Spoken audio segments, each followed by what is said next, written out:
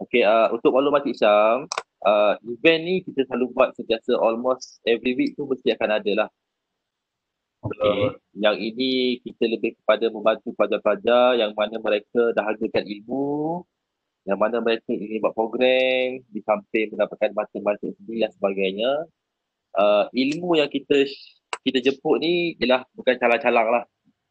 Kita ada almost every week, almost every day actually. Semalam pun ada, hari ni semalam kita ada hmm, bersama dengan beberapa OLWA, antaranya kita jemput daripada sahabat saya yang untuk career fair, untuk career, ramai juga hadir, lebih kurang 100 lebih dekat 200 juga. Untuk makluman tuan-tuan sekalian dan pelajar sekalian, Cik Isyam ni daripada IPPT petang. Pernah dengar ke IPPT?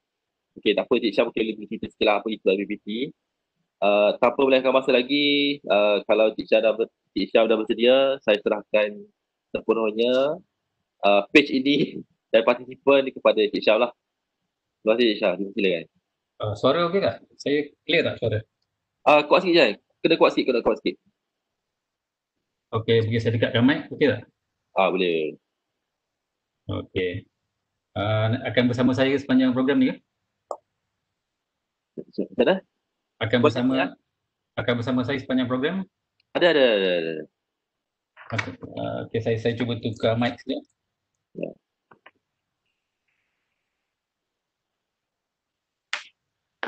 Okey, tak apalah. Sampai itu boleh ke saya mulakan? Boleh dengar? Boleh.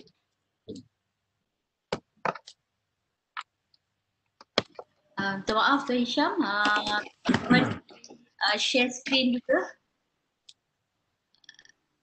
Isha? Sekejap, tengah pakai earphone. Okay, saya tukar mikrofon, harap boleh dengar lebih baik. Ya, boleh. Okay. Tuan Hisham, minta maaf mengganggu. Boleh share screen. Kita dah pass presenter role pada Tuan.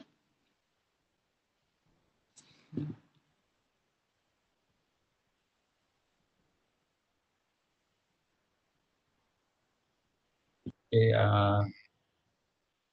boleh nampak skrin saya? Okey. Okay. Ada 129 orang. Nice. Okay. Bila saya share saya punya slide ni, saya tidak nampak kalau ada komen dekat chatting ke. Mungkin boleh bantu saya nanti ya. Hello? Ya, Isha. Okay. Okay, saya perkenalkan diri dulu lah. Sebelum tu saya ucapkan terima kasih kepada salam dulu lah. Assalamualaikum warahmatullahi wabarakatuh dan selamat pagi kepada semua. Terutamanya saya ucapkan terima kasih kepada Puan Guru Farhana dan juga Kreatif Development Center, termasuk juga pengarah Encik Azlan, dan memberi peluang bagi saya untuk berkongsi. Saya bukan nak mengajar ini, sebab kreatif thinking sebenarnya bukanlah dalam bidang pengajian saya, tapi dia terbina daripada pengalaman. Saya adalah seorang pegawai farmasi, USM student, puas lah. Dan sekarang ni pun tengah jadi student. Saya sambung belajar diploma Human Resource Development. Saya umur 52 tahun, berasal dari Johor, bekerja dengan USM sejak daripada saya graduate tahun 92, selama 17 tahun di USM Kelantan dan di IPPT tanpa batas sejak 2006 hingga sekarang. Allah, saya setia dengan USM, sayang USM. USM pun sayang saya.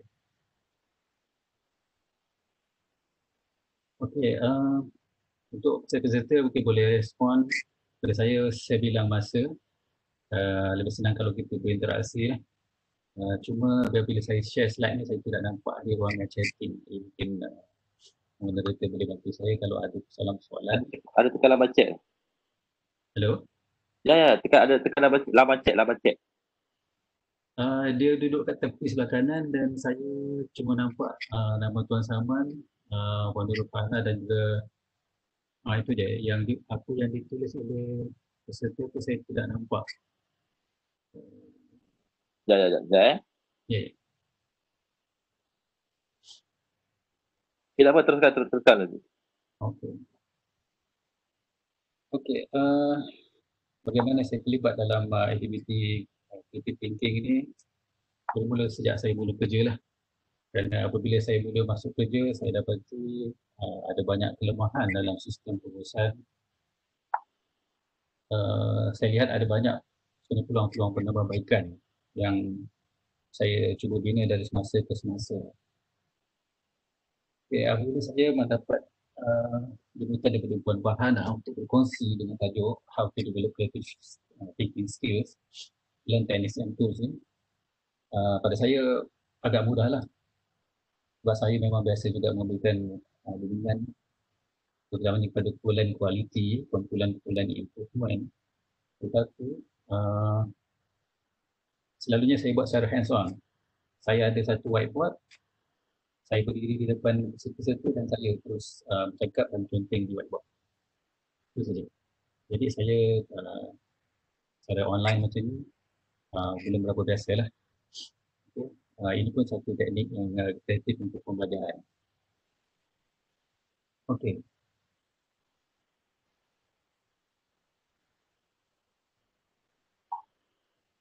Okey. Sebenarnya saya maklumkan yang saya sedang mengikuti diploma, ada banyak buat assignment. Jadi saya telah cuba menyediakanlah slide untuk membantu program ni. Kita untuk memudahkan saya menyampaikan berfungsi dengan adik-adik di sana. Saya percaya daripada makluman daripada Puan Farhana, peserta ada aktiviti pelajar lama dan pelajar baru seluruh Malaysia. Jadi dekat slide saya ni ada 12 slide. 12 tajuk yang di dalam setiap satu tajuk tu ada banyak. Biasanya apabila kita berkongsi dalam kelas-kelas, kita akan mula dengan mukadimah, skop penyampaian.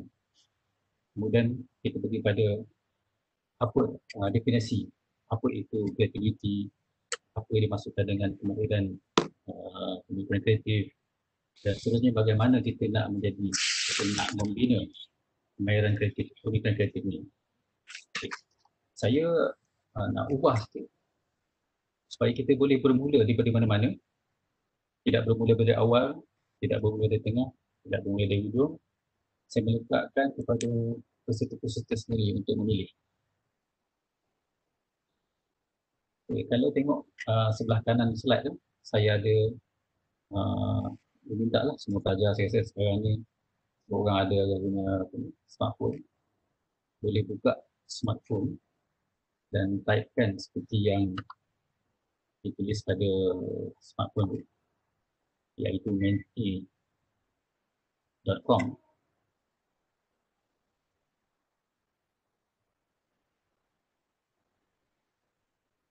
Okay, nanti akan keluar seperti mana yang di slide sebelah kanan tu, dan masukkan kod number yang sudah kita tera pada skrin. Saya bagi pilihan kepada pelajar-pelajar untuk mengundi nak tajuk mana dulu. So kita akan tengok ranking. Jadi saya akan menyampaikan berkongsi daripada ranking yang tertinggi. Jadi setiap peserta boleh memilih lebih dari satu dan kemudian submit.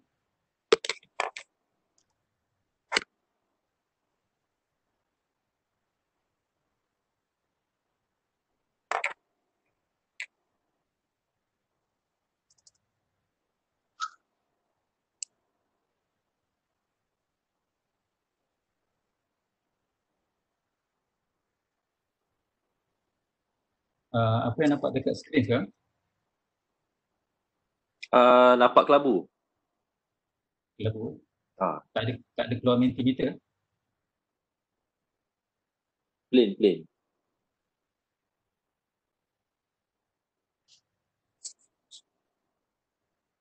Sebab dia tengah loading. Ini jadi satu apa kita, new normal lah untuk bila kita aktiviti dengan secara online. Masih kelabu? Ya, kelabu tuan. Hmm, blank page lah. Dia yes, kelabu, nampak kelabu. Dia plain, kosong. Okey, siap. Saya cuba.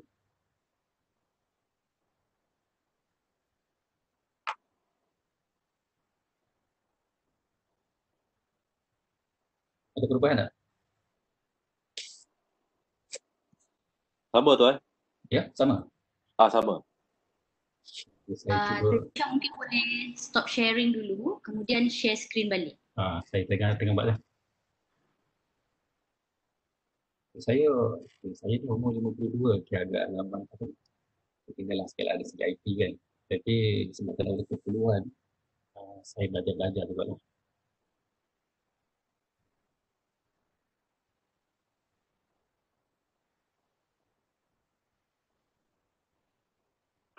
Okey, kod ada yang bertanya tadi, saya perasan ada tanya kod tentang monitor ni. Ada sepatutnya dia keluar dekat skrin sekarang. Boleh nampak tak? Okey, nampak. Okey, proses mengundi masih berjalan. Jadi dia bergerak-gerak lah di antara tajuk. Okey, saya tunggu seminit dua. Tengok kalau dah tak bergerak, kita boleh pilih lah tajuk ikut keutamaan. Kalau sempat kita cover semua, kalau tak sempat kita semua cover setakat mana yang boleh lah kan. Kita cover banyak-banyak pun, tapi kalau tak sampai ilmu tu, rugilah. Baik kita tak capai semua, tapi dia mesej tu sampai. Okay, saya tunggu lagi seminit. Masih bergerak. Dia bergerak-gerak macam apa ni, press conference COVID-19 kan. Berapa kes hari ni, berapa kes yang positif, berapa kes daripada luar dan berapa daripada dalam. Itu jadi ini umum lah pada tulis sekali. Okey, saya tunggu lagi 20 saat.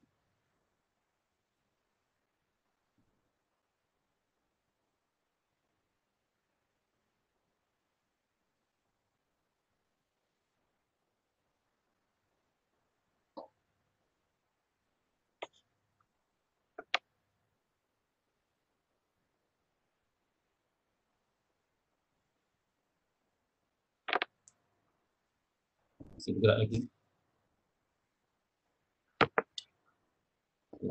Saya tunggu lagi 5 saat lah.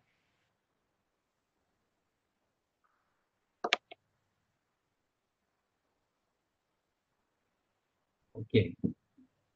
Bergerak lagi. Okey, saya tutup lah bergerak lagi. Saya tutup lah kemudian. Saya ambil yang keputusan yang terkini sebagai kita nak memulakan. Okay, tajuk yang terpilih yang utama adalah apakah pemikiran kreatif. Okey. Kalau macam tu saya buka student linking itu ni. Saya nak minta pula sekali lagi semua untuk menyatukan pandangan masing-masing apa itu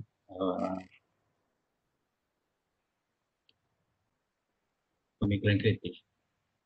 Ya. Saya buka lagi satu undian supaya semua boleh mengundi sekali lagi. Dan apa pandangan peserta-peserta terhadap apa yang dikatakan pemikiran kreatif.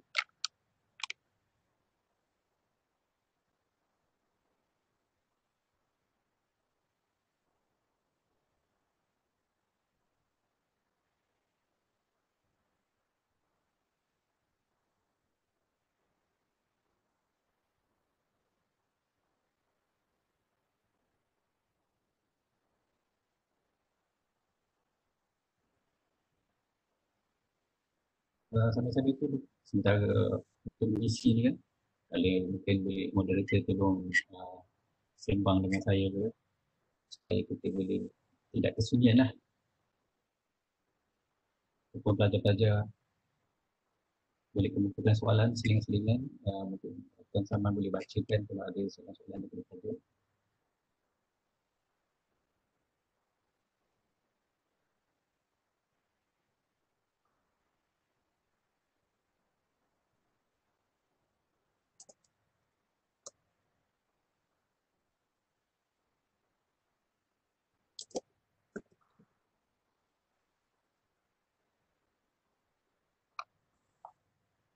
Saya akan buka sebentar lagi undian. Saya inginkan pendapat kepada peserta-peserta apa itu pemikiran kreatif. Kod dia 289982.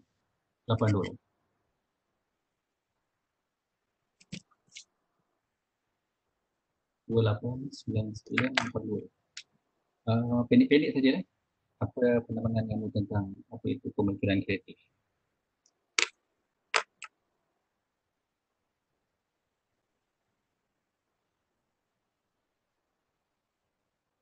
Masih boleh bergerak lagi.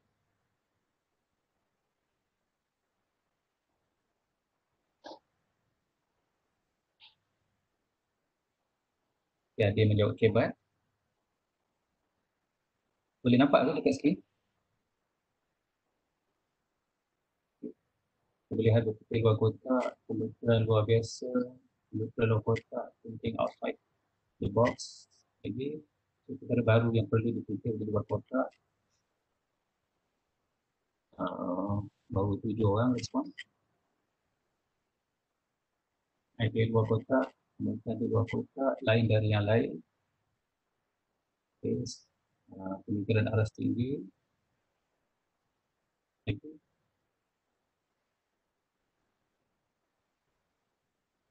Itu yang saya buat poll ni supaya saya nak membandingkan apa yang kefahaman adik-adik semua, tuan dan puan, berbanding dengan apa yang saya nak cuba sampaikan. Jadi, tidak ada betul atau salah. Mampu berfikir di luar kotak. Lain. Ada jawapan lain daripada yang lain?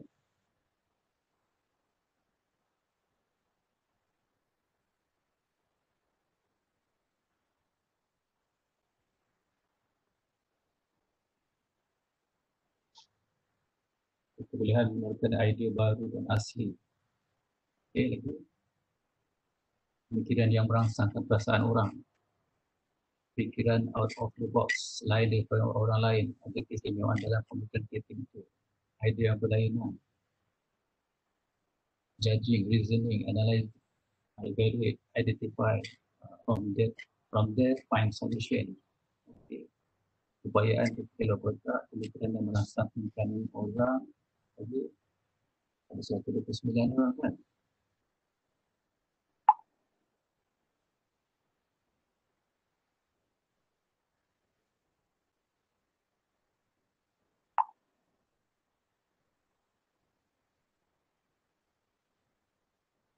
Kalau saya tengok pada respon ni,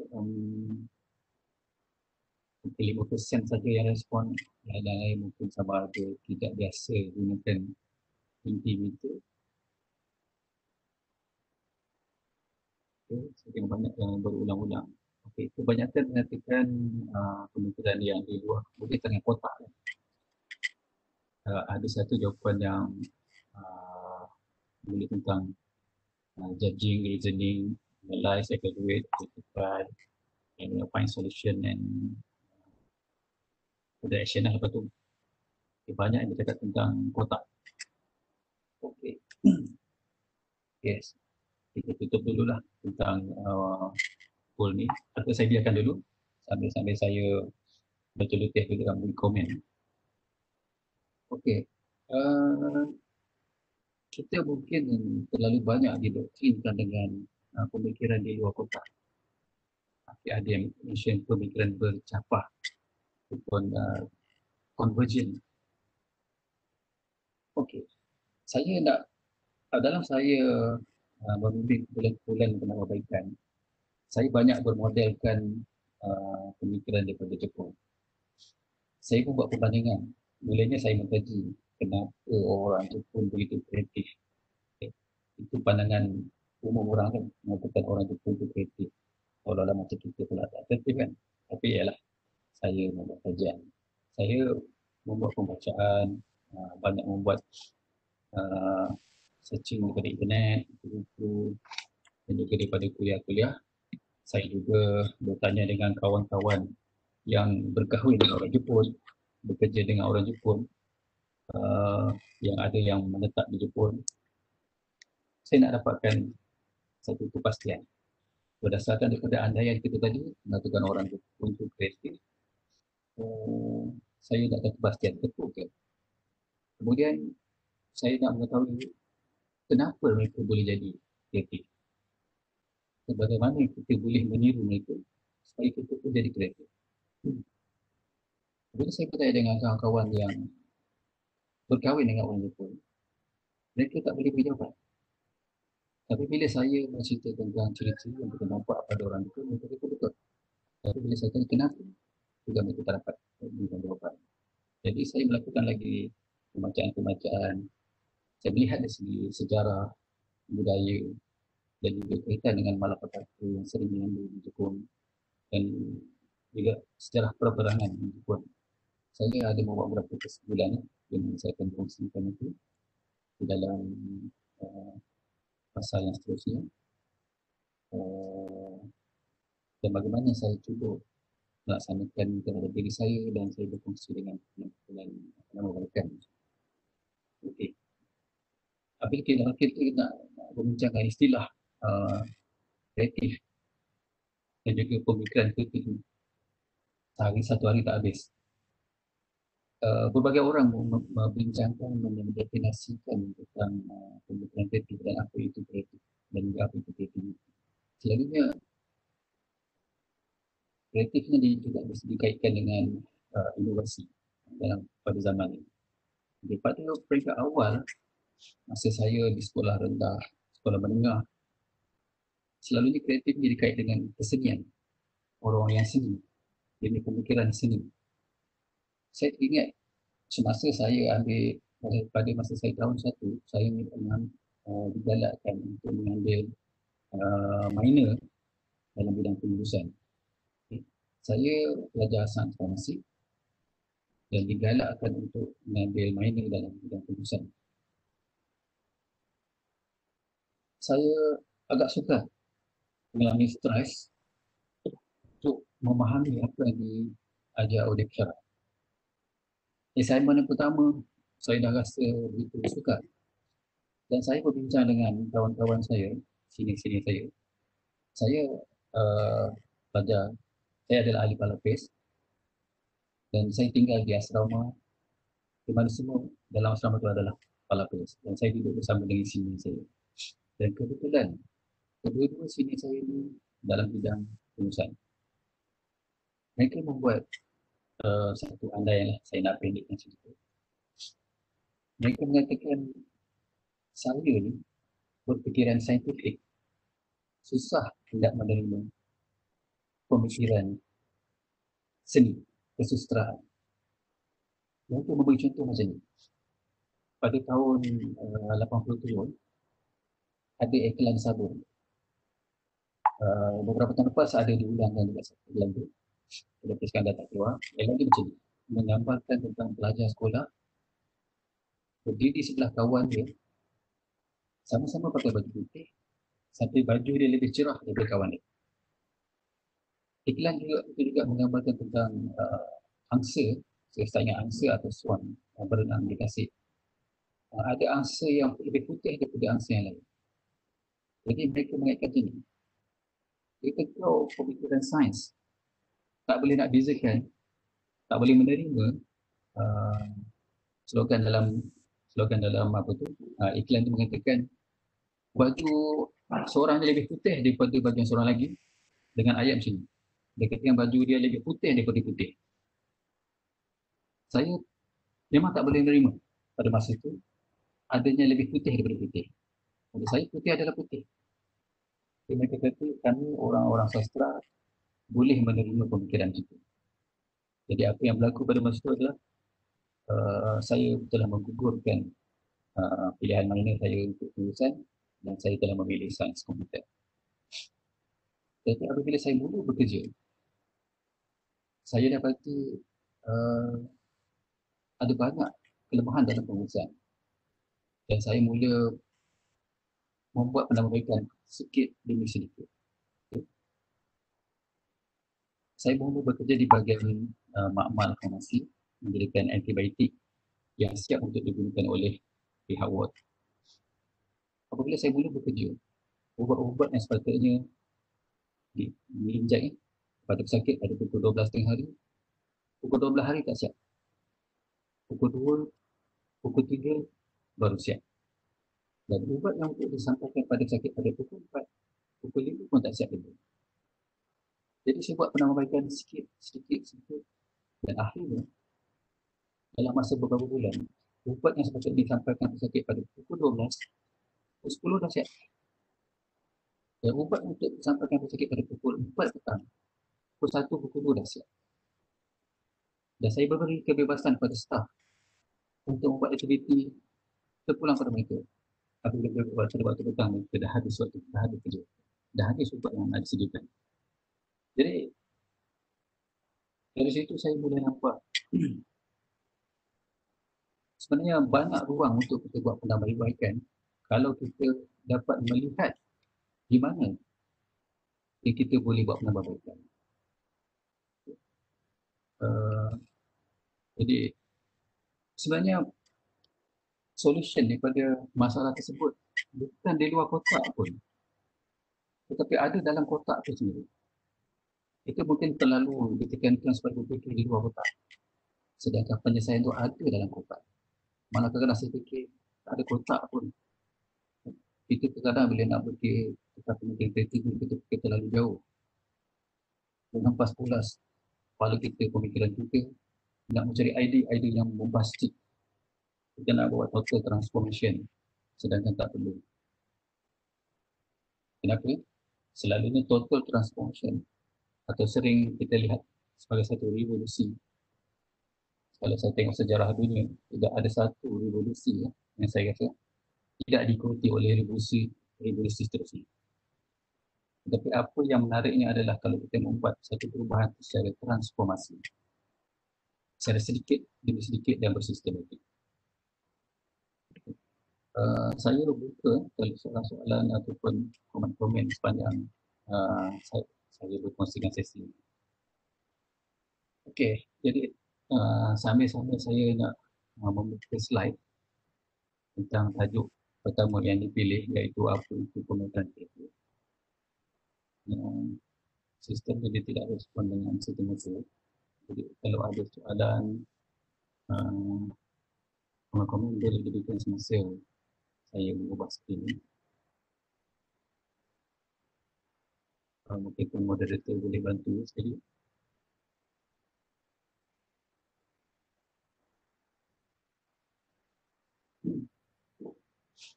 Atau pelajar-pelajar kita, maksudnya saya penduduk pun lebih suka ataupun lebih sesuai mempunyai kemahiran mendengar lebih baik daripada kemahiran bercakap.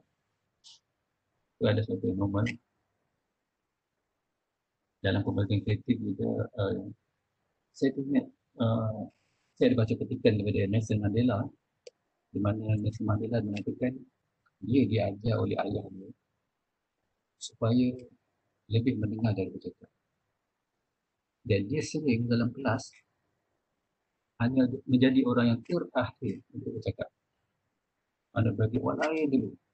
Apa yang dia buat adalah dia mendengar dulu. Dan bila dah habis, tak boleh nak elak dah, memang barulah dia bercakap. Saya percaya majoriti daripada kita memang macam itulah. Apa itu pemikiran kreatif? Pada slide yang keempat.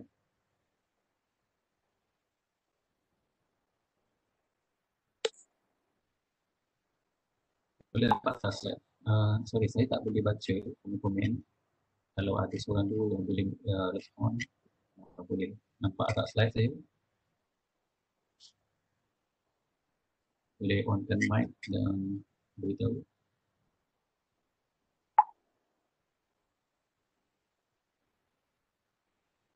Tuan-tuan aku akan semua.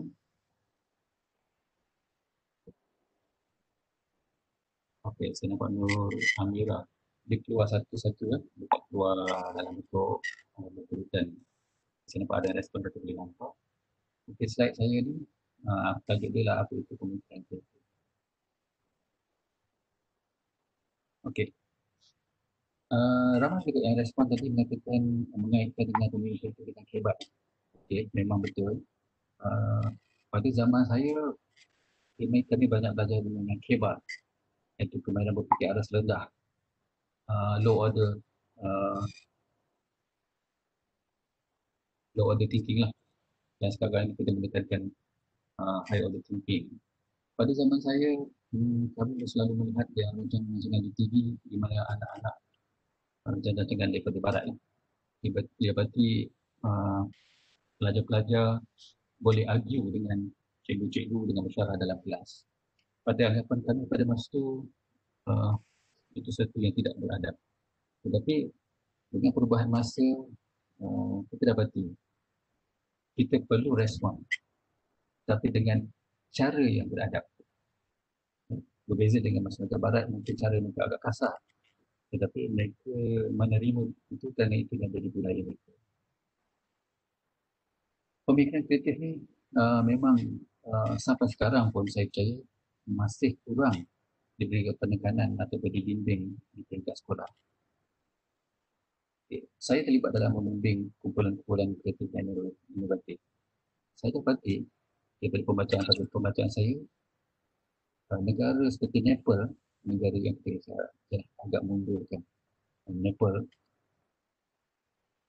telah mengamalkan mengadakan convention quality, convention KIK, pemikiran kreatif dan inovatif untuk pelajar-pelajar sekolah rendah, dan mereka mengadakan secara tahunan.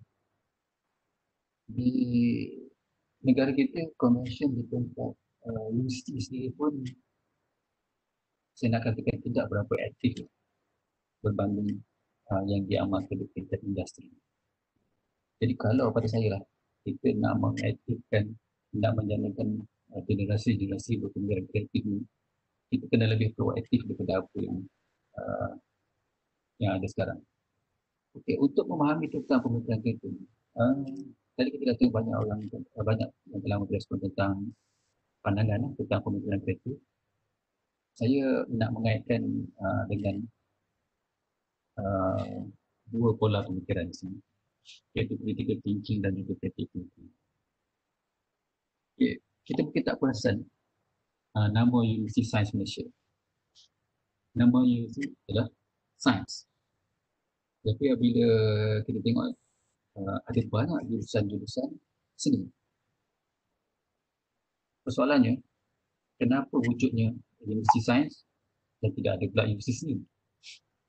Persoalan lain adalah, kenapa kita membezakan bidang sains dan bidang seni? Suatu masa, ini berlaku secara evolusi dalam proses akademik, dia terpisah macam itu.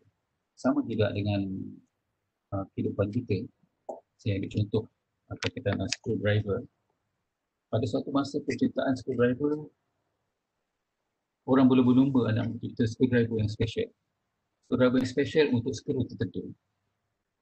Tapi kalau kita tengok perubahan zaman, sekarang ni kita nak buat satu screwdriver yang boleh guna untuk semua skru.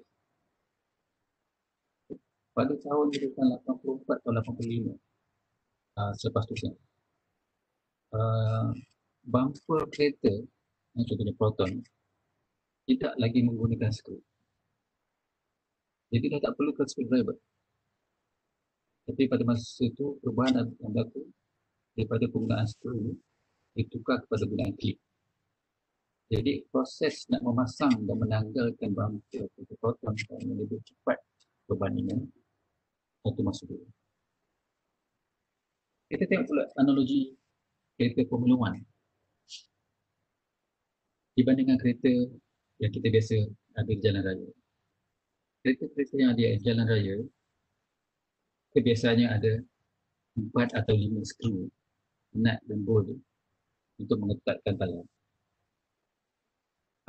Dalam banyak kursus-kursus latihan yang saya anjurkan, saya terlibat. Saya bertanya, boleh tak kalau kita untuk satu tayar hanya satu skru? Saya belum jumpa lagi yang peserta kursus mengatakan atau bersetuju dengan saya, dengan ya ataupun bersetuju dengan saya. Saya membuat perbandingan. Cuba lihat kereta Formula 1. Ada berapa skru untuk setiap tayar? Satu je kan? Jadi isu-isu mengatakan kalau satu skru saja tidak selamat, tidak kuat, berbahaya. Ini kereta Formula 1 pakai satu skru saja.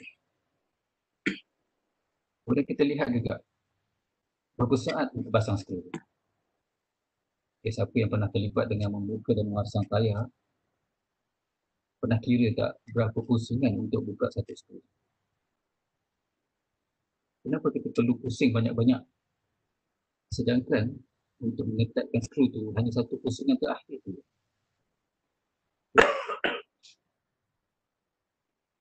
Dalam membina pemikiran kreatif, kita kena tengok pada unsur-unsur makro dan mikro. Berbalik pada tentang yang nama UC Science. Kawan-kawan senior saya dah mengatakan saya berfikiran saintis, iaitu pemikiran kritikal yang banyak menggunakan otak kiri. Sedangkan saya dari kecil minat dengan membaca novel-novel, membaca sajak, melihat persembahan Ghazal. Tetapi bila saya makin dewasa, saya mula meninggalkan aktiviti yang bercorak kesenian. Dan lama-lama saya jadi lupa. Dan sehinggalah pada satu masa saya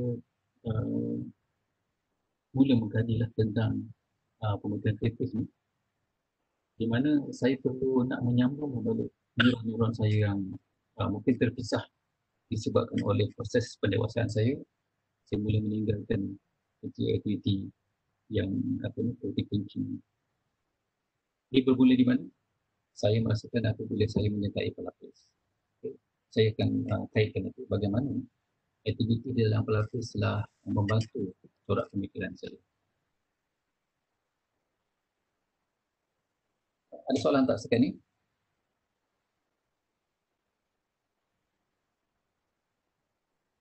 Saya nak ingatkan apabila saya mula-mula nak mula berfikir nak menyampaikan atau berkongsi tentang pemikiran kreatif ini, saya dapati akan ada sedikit kesusahan di pihak mereka yang berfikiran saintifik macam saya berbanding dengan mereka yang mungkin memang di dalam bidang sastra.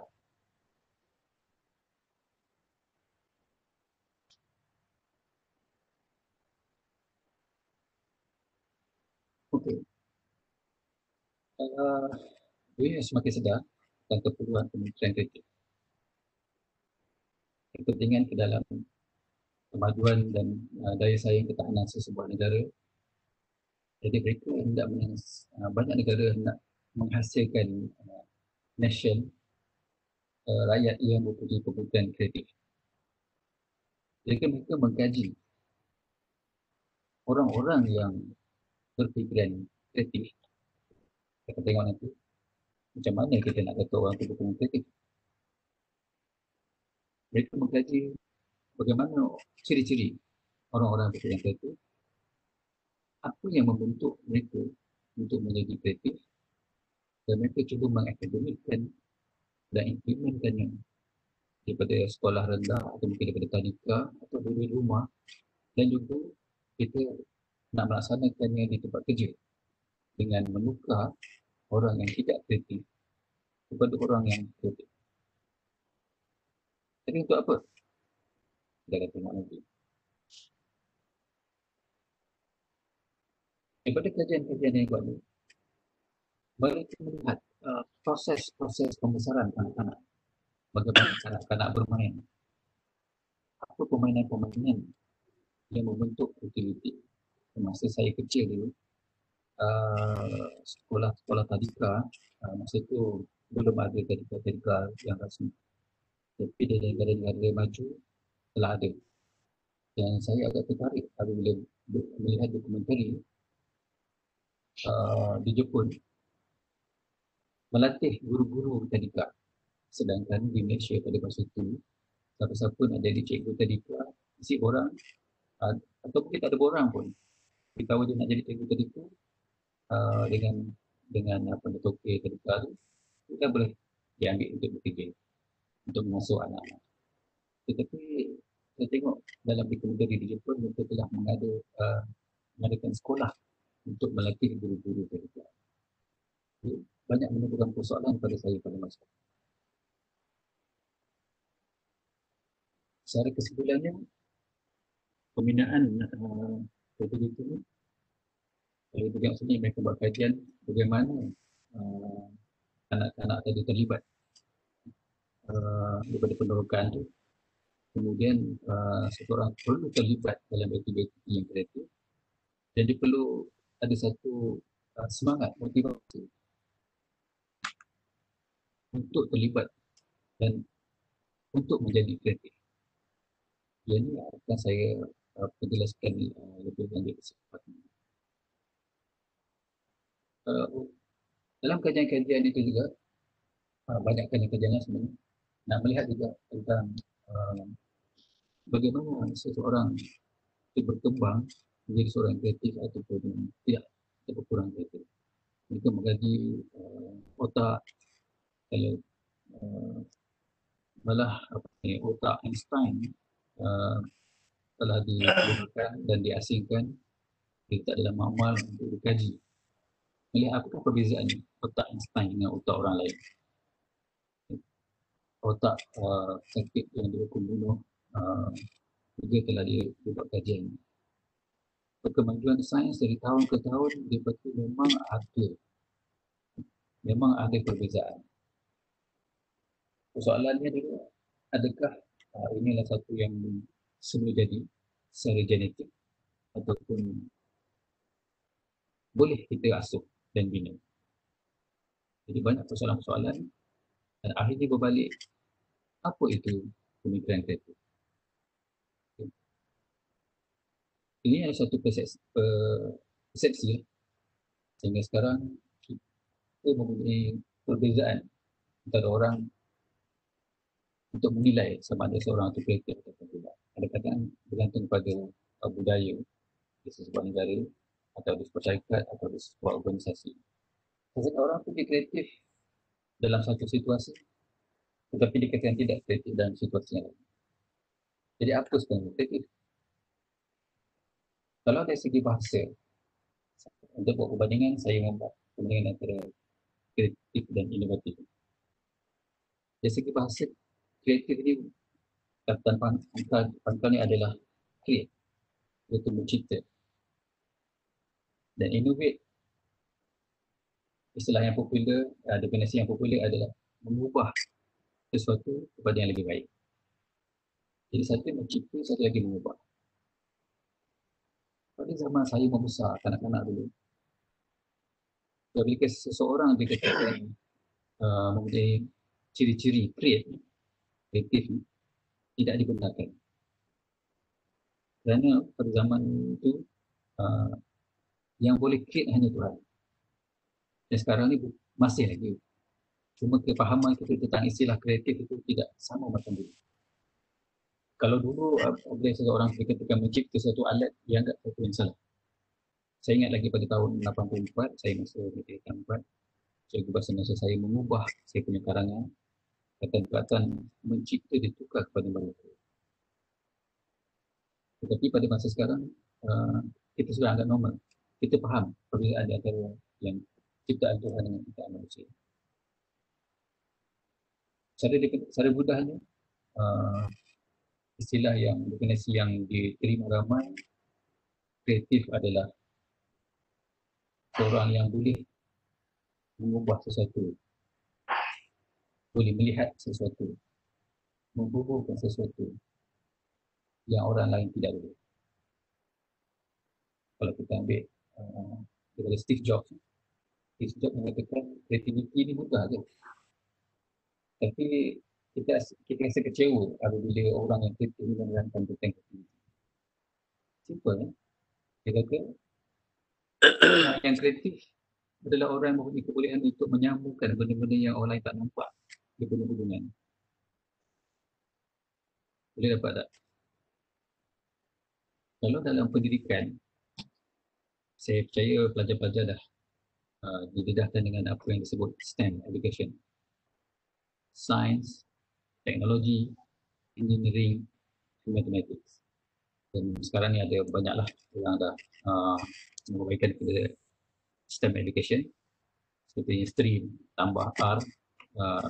R pun ada macam-macam. Ada yang mengatakan R tu kita tanamkan keagamaan di dalam pendidikan.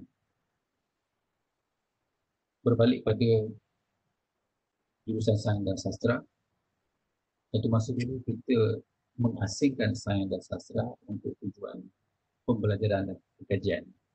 Tapi sampai satu masa kita menggabungkan balik antara sains dan sastra dan berbagai-bagai istilah yang ada sains sosial, sains masyarakat, sains pendidikan dan berbagai-bagai. Kalau dulu contohnya pengurusan, dia jadi satu isu berdebat. Pengurusan itu buat sains atau sastra? Saya rasa apa boleh apa sains sastra, jadi kita boleh mengurus. Maksudnya kita yang mengasingkan. Kenapa kita nak asing-asingkan sedangkan benda itu boleh digabungkan? Satu masa dulu matematik diasingkan. Matematik ni dalam kategori sains. Kemudian matematik dipecahkan lagi pada matematik asas dan matematik tambahan. Kimia diasingkan. Kimia gunaan dengan kimia tulen. Kita belajar kimia tulen, belajar dia punya sifat kimia fizikal. Dan tapi akhirnya semasa saya belajar bidang farmasi pada tahun-tahun awal, yang mengajar adalah secara kimia. Belajar tentang kimia fizikal. Tapi bila saya kerja sekarang ni tak pakai pun tentang pembelajaran kimia fizikal ni. Apa yang lebih dipakai adalah kimia dalam fisiologi dan farmakologi. Bagaimana kita nak balas ubat di dalam badan kita. Bagaimana dia diserap ke dalam badan. Dan malah sebelum itu bagaimana kimia ini diformulasikan supaya menjadi bentuk-bentuk ubat yang ada dalam pasaran sekarang. Okay. Jadi kalau kita membincangkan tentang kreativiti ni, dia satu masih bidang yang dinamik, masih yang apa istilah kreativiti, dia boleh masih lagi berubah-ubah. Jadi secara amnya kita boleh nampak apa itu yang kita masukkan kreativiti dan siapakah orang-orang yang dikatakan kreatif. Apa yang dikatakan pemikiran kreatif dan kenapa kita nak orang-orang pemikiran kreatif ni? Kenapa ada sesi untuk belajar tentang memiliki kreatif ni?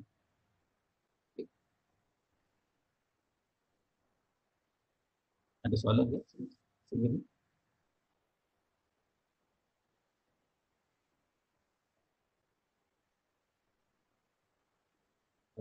Tuan Saman masih bersama saya? Ibu Hana? Ya. Macam mana? Masih bersama? Ada soalan ke? Saya tak, kalau ada soalan yang dekat bagian chat. Tak apa Cik Syam. Okey. So far okey. Okey. Nanti kita ada break ke ataupun kita terus? Kita terus lah kot. Ya. Sebab takut budak ni sebab kita dah set time. Terpulang pada Cik Syam. Nak soal jawab pun tak ada masalah. Kita teruskan kepada panel lah. Saya mungkin nak break sekejap lah nanti dalam 5 minit ke. Ke peluang fisiologi untuk bertandas. Meregang-regang badan. Tapi tadi menggunakan kaedah menti tu pun menarik juga. Ya. Ini sebenarnya contohnya saya belajar daripada kursus-kursus lain, daripada kursus yang lain. Ada kursus. Mentimeter ni saya pertama kali dengar masa taklimat service delivery ingat oleh Datuk Adnan, timbalan Datuk Selangor. I see. Daripada masa tu saya tidak respon. Oh, Dalam disebabkan handphone saya masa dalam dewan tu dekat cahaya kan, tak ada line. Jadi saya tengok okey. orang lain respon, interesting. Tapi yang tu masa dia live secara dalam dewan. Tapi bila kita buat secara online macam ni, dia ada gangguan lah semasa kita nak mengalih dari satu slide ke satu slide. Okay, saya teruskan Okey, okey. Tafadhal, tafadhal. Oh. Okey, itu satu istilah bahasa Arab. Di mana penggunaan gabungan penggunaan bahasa-bahasa ni sebenarnya membantu dari segi merangsang kreativiti kita. Supaya apa? Supaya kita jadikan kreativiti itu satu macam aliran darah kita, satu yang hidup. Macam kita makan nasi tu. Saya ingat dulu masa saya belajar silat, guru saya kata kita perlu ada kemahiran silat ni sehingga makan bersilat ni macam makan nasi. Benda yang mudah. Sama juga kreativiti. Kalau kita budayakan, kita terapkan, dia jadi satu yang bukan saja menarik, tapi dia simple. Dia jadi satu, kalau kita tanya, apabila saya makan contohnya 5S, saya adalah juga pengguna syarat untuk aktiviti 5S. Saya berinteraksi dengan pekerja-pekerja yang bekerja dengan orang pun, mereka menceritakan. Mereka nampak kelainan. Mereka, pernah saya berbual dengan seorang pegawai di IDI, sebagai PJ di Seberang Jaya. Dia menceritakan tentang dia bekerja 9 tahun dengan CEO itu pun. Kebetulan di sebelah, dia berdekatan dengan IDI itu ada pasaraya. So, pasaraya sedang bertukar, beralih daripada syarikat Amerika ke syarikat Jepun. Dia mencadangkan saya pergi melihat perubahan susun atom di dalam pasaraya tersebut. Perbezaan di antara sebelum pertukaran dan selepas. Dan saya mengambil nasihat dia dan saya pergi lihat. Lepas saya lihat, saya pergi semula kepada dia. Dia kata, apa yang saya nampak? Saya nampak perubahan. Dia tanya saya, apa perubahan saya nampak? Saya kata, saya nampak perubahan, tapi saya tak tahu nak cakap. Dia cuba menerangkan kepada saya. Nampak tak ada punya keteraturan? Kemudahan untuk kita mencari barang. Dikelompok-kelompokkan barang-barang itu mengikut kategori-kategori. Okay. Saya kata nampak lebih jelas. Apa kaitan dengan dari segi jualan? Saya kata, lebih mudahlah kita nak membeli dan nak pergi membayar. Kita bandingkan dengan yang sebelum. Saya nak cari barang pun susah. Nak bayar pun susah. Jadi tujuan dia buat semua itu apa? Untuk membuatkan barang, mendapatkan keuntungan daripada jualan. Jadi kalau tidak menyenangkan pelanggan, buat apa buat bisnes? Dia nampak tertarik. Banyak perbulan dengan dia masa itu tentang pemikiran dan budaya Jepun. Okay, saya kata, saya tertarik dan kemudian kita pergi minum. Okay, jom kita pergi ke kafe di IGI. Okay, kafe itu agak simple. Berlantaikan simen dan berdindingkan zinc.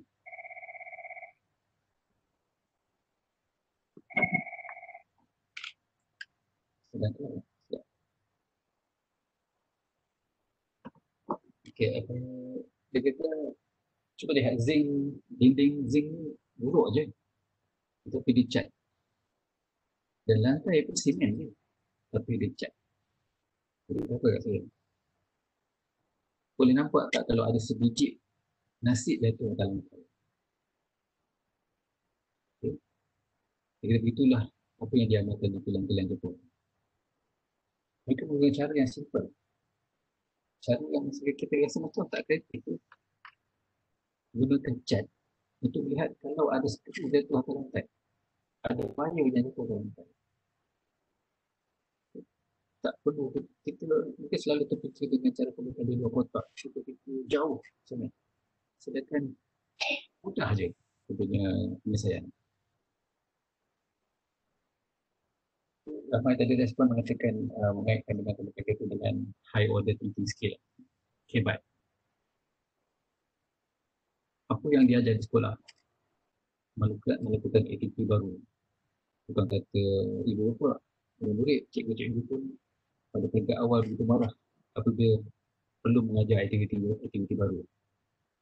Belajar untuk mengambil risiko, meneroka.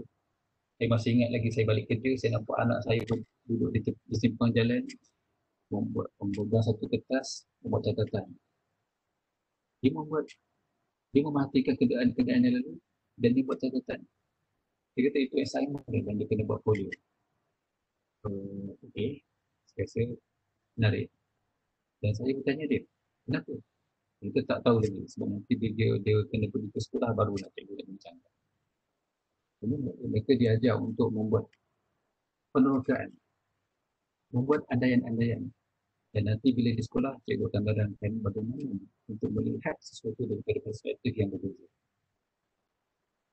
Jadi, apabila contohnya saya mengambil kelas lima lapis, saya sering menggalakkan pelajar-pelajar atau pelajar berubah tempat.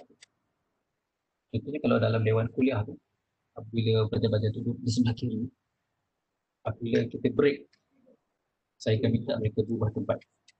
Exercise simple. Saya kata untuk mengelakkan mengantuk, sebelum sekali bangun, dalam masa 2 minit, saya minta semua orang bertukar tempat.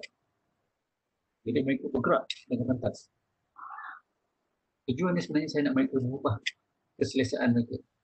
Ada setengah orang suka duduk di depan, ada setengah orang duduk di tengah, ada yang suka duduk di belakang, ada yang suka duduk sebelah kiri, ada yang duduk sebelah kanan. Jadi dengan mengubah kebiasaan, kita akan mula menampak dari segi perspektif yang berbeza. Kita mula merangsang kedua otak kiri dan kanan kita. Kita mula menghubungkan balik saraf-saraf kita yang sudah mungkin terpisah. Daripada kajian sains dia berlaku dalam proses pendewasaan itu berlaku perubahan daripada neuron-neuron otak kita. Ada bahagian-bahagian yang semakin ditolong dan ada bahagian-bahagian yang semakin terpisah. Jadi dengan kemajuan sains itu kita dapat mempraktiskan dari segi kreativiti itu sebenarnya boleh dibentuk melalui sains dan melalui sastra. Okey.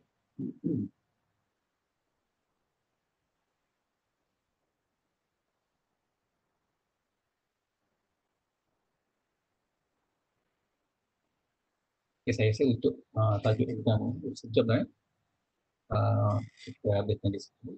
Saya nak beralih kepada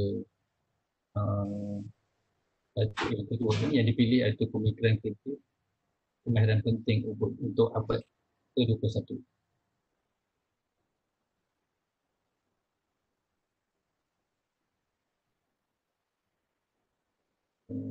Slide yang kedua.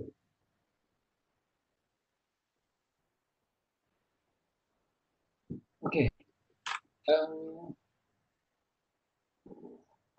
Okey, kita dapat daripada kajian daripada human resource management dan human resource development, kita dapati bukan semua pelajar-pelajar cemerlang apabila mereka bekerja ni mereka cemerlang. Dan majoriti pelajar-pelajar yang sederhana boleh cemerlang apabila mereka bekerja. Kerana kecemerlangan kita lihat dari segi akademik. Sebab itu pada suatu masa pada tahun saya rasa tahun 89, pelajar-pelajar perubatan pada masa itu diharamkan untuk menyertai Phuket. Apa berlaku apabila mereka graduate? Mereka menjadi doktor-doktor yang cemerlang dari segi akademik. Tetapi ada banyak isu-isu sahsiah, disiplin, sikap. Jadi menyebabkan mesti melihat balik kembali sekitar tahun awal 2000, USM mewajibkan balik pelajar-pelajar perubatan, farmasi untuk menyertai Phuket. Kerana melalui kokain lah banyak diterapkan aktiviti seks. Okay, kita tengok model iceberg. Iceberg ataupun ais apung. Air batu, ciri dia air ni dia special.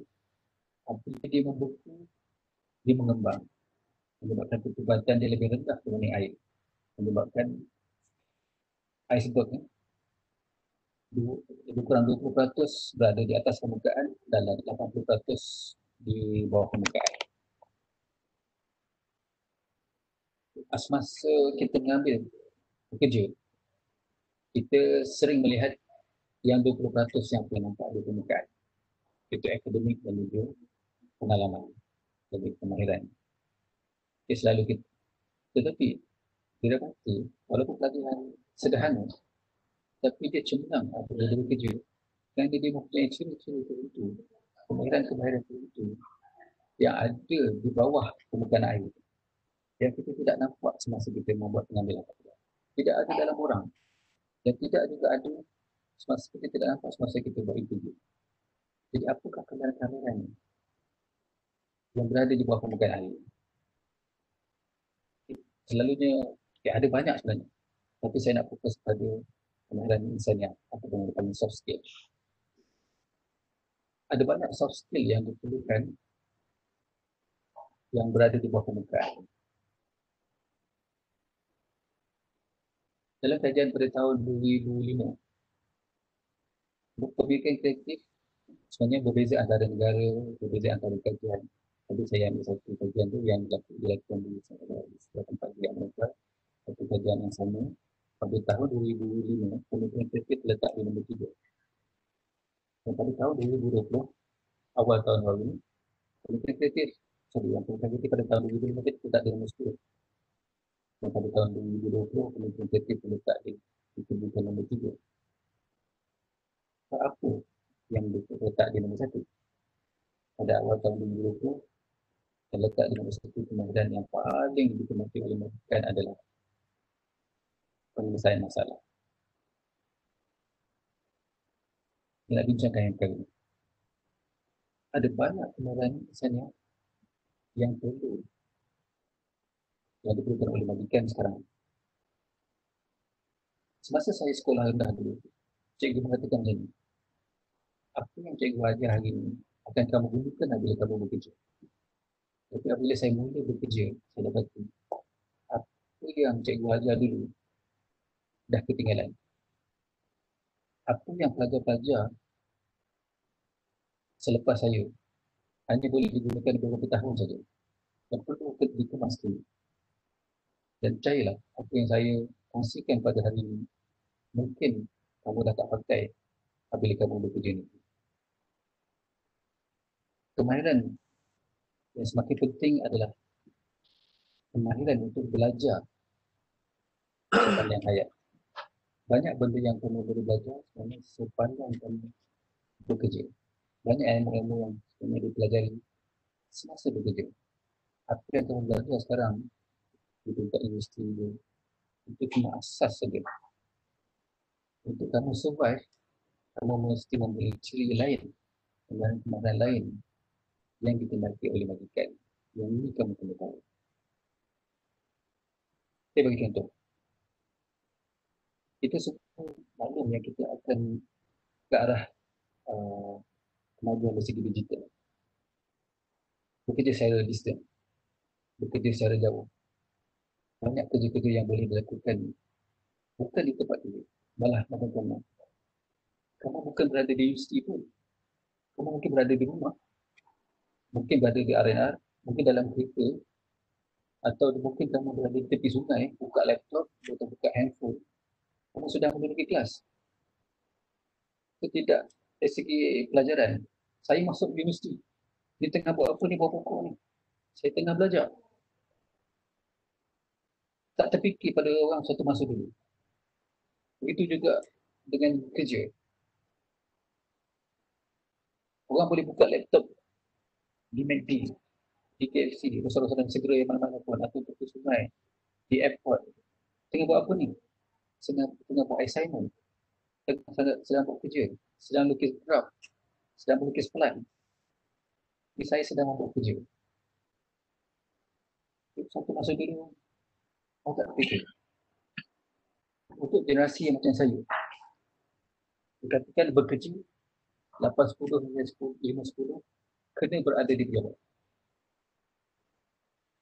Saya percaya ramai generasi sekarang ni, generasi milenial nakkan kebebasan dari segi bekerja. Majikan nakkan output. Tak kisahlah awak bekerja di mana pun. Macam mana awak bekerja. Asalkan output ni tercapai. Kreativiti tu kena ada. Apabila kita cakap tentang kreativiti dengan kemahiran bekerja, kerjaya, kita tidak boleh memandang satu kemahiran kreativiti ini satu item. Kita mesti lihat apa yang dikait-kait. Kreativiti ini dia tidak standalone. Dia berkait-kait dengan yang lain-lain. Dan kemahiran insaniah yang paling dikendaki sekarang ini adalah kemahiran untuk menyerap perubahan. Perubahan sistem pendidikan, sistem bekerja. Ada sesetengah benda saja yang kita tidak berubah. Tapi kebanyakan memang berubah. Banyak kajian tentang perubahan telah dibuat. Sains perubahan, seni perubahan. Dengan kita belajar tentang perubahan, kita memang tahu sebenarnya dunia sentiasa berubah. Tetapi yang sesetengah orang tidak perasan adalah perubahan itu semakin cepat. Kalau putih sejuk contohnya, mengambil rasa lebih 30 tahun daripada mula terciptanya putih sejuk untuk berada di setiap rumah. Tetapi soalannya sekarang, adakah setiap rumah perlu putih sejuk? Kalau perlu pun, adakah perlu yang besar? Perlu banyak putih sejuk? Kalau tujuan asalnya putih sejuk ini untuk menyimpan makanan segar, berapa jauh tempat tinggal anda dengan sumber makanan segar tersebut? Bagaimana dengan teknologi pemakanan dalam tin, dalam pack? Tetapi kenapa itu masih memerlukan putih sejuk? Ada orang tidak sedar tentang dunia berubah dan masih lagi mengamalkan yang lama. Majikan sekarang memerlukan output seperti yang tujuan yang boleh diwujudkan. Yang bekerja pula tidak bekerja dengan cara yang mereka sendiri. Dulu, kami zaman yang sezaman dengan saya, kami mencari perkara yang penting untuk kami buat keagamaan. Sebab pada masa dulu tidak seserabut pada sekarang. Tapi pada sekarang ni, saya percaya walaupun kamu sedang online dengan saya, ramai yang menggunakan handphone untuk chatting. Notification masuk setiap beberapa saat. Dunia penuh dengan gangguan. Dan kemahiran untuk mengasingkan. Pada zaman saya tadi, kalau menjadi apa yang penting. Ketika di zaman generasi sekarang, kenal pasti apa yang tak penting, alih ke tepi. Supaya tinggal yang penting. Jadi cara pun sudah berubah. Selain daripada saya melihat perbezaan pemikiran di antara barat dan timur, saya juga melihat perubahan daripada perbezaan zaman. Dalam section saya, boleh kata sekarang ni ada 3 generasi. Saya seorang daripada generasi X, dan ramai daripada generasi Z, dan ramai generasi Alpha. Perbezaan pemikiran menunjukkan satu fenomena pada setengah pemimpin generasi X menjadi satu stres kerana perubahan cara bekerja dan cara pemikiran. Tapi dengan kita belajar satu kemahiran untuk belajar, kemahiran untuk mengadaptasi, menyerap perubahan adalah satu kemahiran yang sangat diperlukan pada zaman. Saya percayalah apa yang saya cakap, kemahiran untuk menyerap perubahan masa sekarang ini kemungkinan akan ketinggalan pada suatu masa lain. Sebab apa? Saya berkata, kemahiran meramal masa depan mungkin jadi satu benda yang lebih penting pada masa akan datang.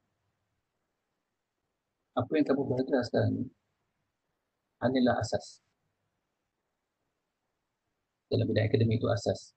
Contohnya, masa zaman saya dulu, saya belajar buat program Pascal, DW Basic, COBOL,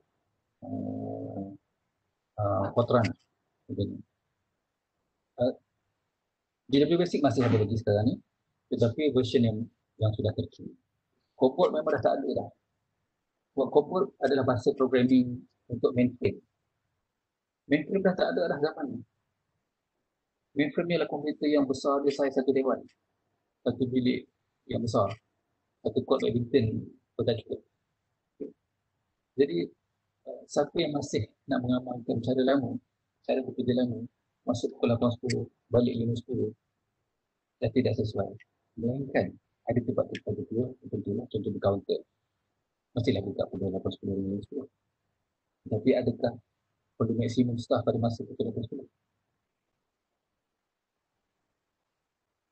Apa yang kita dapat tu, waktu puncak adalah sekitar pukul 10 hingga pukul 12.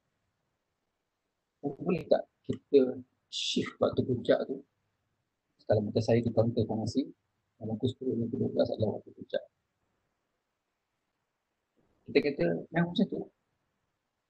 Tapi boleh tak kita ubah supaya pesakit dia datang pukul 8.10 sehingga pukul 1 sama dengan dia? Jawapannya boleh. Itu adalah satu prinsip dalam lean management.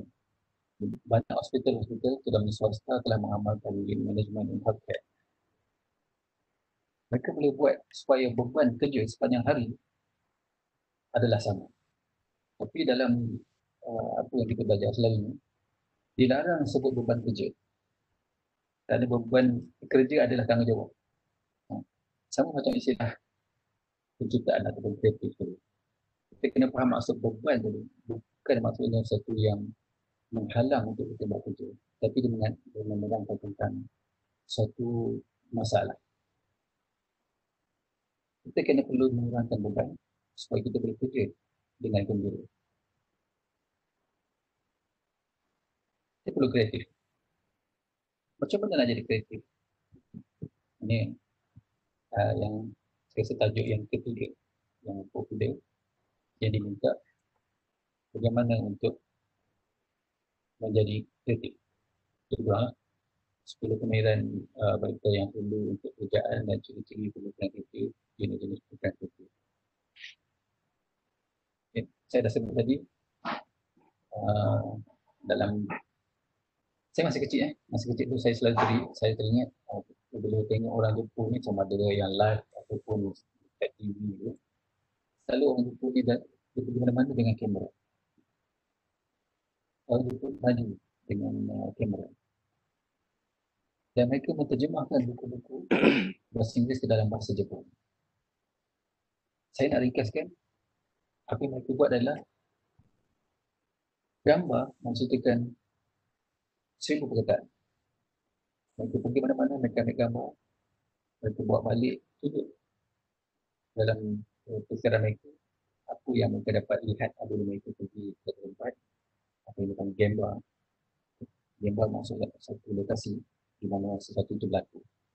Mereka melihat dan mereka mengkaji, mereka meniru. Tetapi mereka tidak meniru bulat-bulat. Mereka mengubah suai mengikut keperluan mereka. Tapi masalahnya, saya tengok kita mengajar kalimah S, kita meniru cara Jepun. Kadang-kadang kita lebih Jepun daripada Jepun.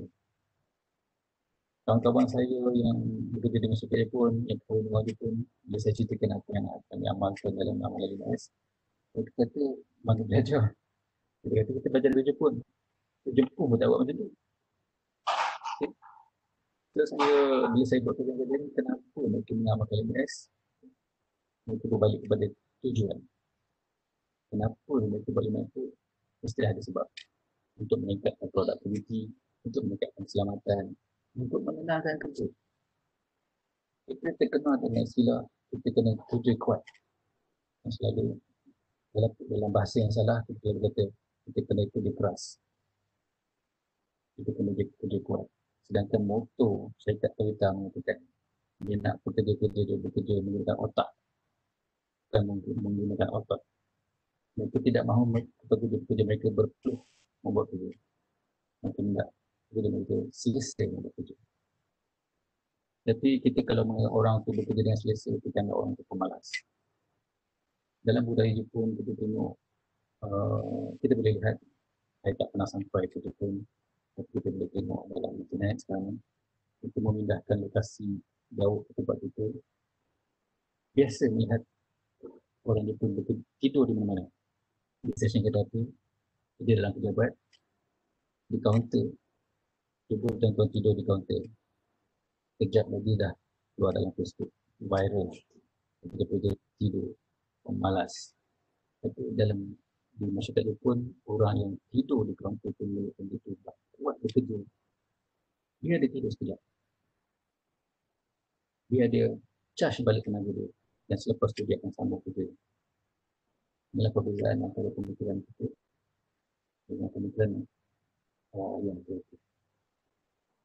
Ada banyak buku-buku sebenarnya mengajar tentang bagaimana menjadi kreatif. Dalam USM ni kita selalu dikenal dengan istilah learn, unlearn and relearn. Belajar dan belajar. Kalau dah belajar, macam saya ni, dah belajar, tinggalkan apa yang dah belajar dulu. Tak pakai dah. Belajar semula benda-benda yang bagus. Seolah-olah macam kita dibutuh huruf. Sesuaikan dengan, seolah-olah kita butuh huruf dengan keadaan semasa. Kita perlu sesuai belajar dengan apa yang untuk survival zaman ini. Untuk kamu, saya nasihatkan bukan sekadar untuk belajar tentang situasi sekarang, untuk survival yang sekarang, tapi kita perlu belajar untuk survive dengan dunia yang akan datang. Okay. Di slide ni saya ringkaskanlah. Yang ni pernah kami praktiskan semasa kedatangan Mat Chancellor Maksud Tuan Zul di Hospital Yasin. Dalam auditorium dia meminta supaya staf-staf melakukan satu exercise berdiri dan berpeluk tubuh. Benda satu yang normal pada kita berdiri dan berpeluk tubuh. Kita perhatikan semasa kita berpeluk tubuh tu, tangan yang mana berada di bawah dan tangan mana yang berada di atas. Secara kita tak sedar, semua orang dia mempunyai kebiasaan. Setengah orang tangan kanan lebih selesa di atas, setengah orang di tangan kiri di sebelah bawah di atas. Tuan Zul minta kita ubah benda yang simple tu dengan ubah. Kalau tangan kanan di atas, cuba tangan kiri keluar di atas. Kalau kita tengok macam saya buat pada student tadi, saya mengubah bukan student daripada kiri ke kanan, depan ke belakang, tengah keluar. Okay, saya nak kaitkan dengan pemikiran kreatif. Perasan tak? Di mana-mana negara pun pendatang, imigran, kita tengok lebih kreatif daripada penduduk asal. Kalau di Amerika Syarikat contohnya, apabila orang-orang Eropah duduk di Amerika, kita tengok dari segi survival orang-orang Eropah lebih tinggi daripada orang-orang asli di Amerika. Tapi apa yang berlaku sekarang? Imigran baru daripada India, daripada Asia, daripada Asia Tengah, Asia Tenggara, masuk ke Amerika dan menggugat ekonomi pendatang-pendatang daripada Eropah. Benda berlaku di seluruh dunia. Di Ceylon, orang-orang Melayu terkenal dengan golongan-golongan peniaga yang menyesuaikan ekonomi. Kalau di Malaysia, pendatang Cina lebih ramai terlibat dalam segi ekonomi. Kesimpulannya adalah, apabila kita dalam keadaan selesa, kita jadi tidak kreatif. Jadi, macam mana kita nak student ataupun staf-staf yang sudah bekerja untuk menjadi kreatif adalah dengan menunjuk suasana tidak selesa. Apa yang selalu dibuat adalah dari segi team building, kursus-kursus bina semangat. Saya ambil contoh 3 tahun dalam Palatus. Diberi latihan tekanan, membuat keputusan dalam bantu tekan. Pelajar-pelajar akan berjalan berpuluh-puluh kilometer, berpanas, mungkin berhujan, bawa pack 50 kilo, melakukan latihan serangan. Kemudian diminta untuk membuat perancangan pergerakan di bawah tekanan. Apa yang selalu kita lihat, pelajar-pelajar ni kadang-kadang bergaduh bersama kita. Tapi mereka dapat membuat satu perancangan dan pelaksanaan. Kita wujudkan satu situasi yang tidak selesa tapi terkawal. Kita bukan nak suruh staf tiba-tiba jadi susah. Tak. Kita wujudkan satu situasi yang merubah daripada keselesaan tidak mahu berubah kepada mahu belajar. Kita hidupkan suasana apa yang dipanggil growth mindset berbanding dengan fixed mindset. 2 hari lepas saya menghadiri satu mesyuarat penilaian teknikal untuk pembelian ubat. Saya dah bekerja hampir 30 tahun. Kami telah mengajar satu standard untuk membuat spek ubat berbanding spek peralatan. Spek ubat dengan peralatan ni dia agak beza. Spek untuk ubat ni dia simple. Itu yang telah kami amalkan 20 tahun. Tapi dalam mesyuarat tu, saya diminta membuat spek ubat ni, spesifikasi pembelian ubat ni sama seperti pembelian peralatan. Saya rasa tidak selesa. Bila saya balik, saya fikir kenapa kita nak menyusahkan diri daripada satu yang kita dah biasa amal, yang kita rasa dah bagus dah. Tetapi alasan kenapa saya diminta ubah, kerana ini akan membantu pihak untuk mesyuarat yang seterusnya, yang membuat keputusan seterusnya akan lebih mudah. Jadi dengan bantuan seorang pesyarat, dia telah membantu saya untuk membaiki spesifikasi tersebut, dan bila saya telah baiki itu, saya kata, okey juga. Bagus juga buat perubahan. Memang akan memudahkan untuk membuat keputusan. Dan nanti, apabila sudah biasa dengan benda ini, proses pembuatan akan lebih cepat. Tapi, walaupun saya mengajar bidang perubahan, mengajar tentang kreativiti dan inovasi, saya sendiri, semua orang sebenarnya, apabila buat satu perubahan, akan berlaku penolakan. Jadi, kemahiran untuk menolak perubahan adalah satu juga kemahiran yang penting untuk kita pelajari. Apa kaitan dengan kreativiti? Semua tadi akan menyumbang kepada kreativiti. Ya, apa yang majikan nak nanti? Bukan dia nak kata, kau kreativiti, kau tidak kreativiti. Tak. Apa yang majikan nak ialah hasil daripada apa yang kita buat. Hasil daripada apa yang kita dipertanggungjawabkan. Hasil apa yang organisasi itu kan organisasi diwujudkan. Contohnya kalau katakan DIY itu ni tujuannya untuk membuat program kajian apa ni high end dalam bidang perubatan. Maka hasilnya kena ada dalam penyakit perubatan. Kalau untuk universiti menghasilkan pelajar-pelajar yang marketable, employable, maka kita nak menghasilkan macam mana cara pun tak kisah. Kita nak hasilnya semua pelajar-pelajar akan mendapat pekerjaan yang baik pada masa akan datang. Dan ingat tadi, 20% iceberg tadi yang dekat atas permukaan adalah dari segi akademik dan juga pengalaman. Tapi yang di bawah iceberg tu, yang majikan sekarang dulu, majikan tak tahu macam mana nak menilai atau mencari ciri-ciri dalam seorang calon pekerja. Sekarang ni, sudah ada cara-cara untuk mereka membuat penilaian. Jadi, yang itu adalah kemudahan yang perlu pelajar-pelajar pelajari dan kuasai. Setakat ni ada soalan tak? Terima kasih saya.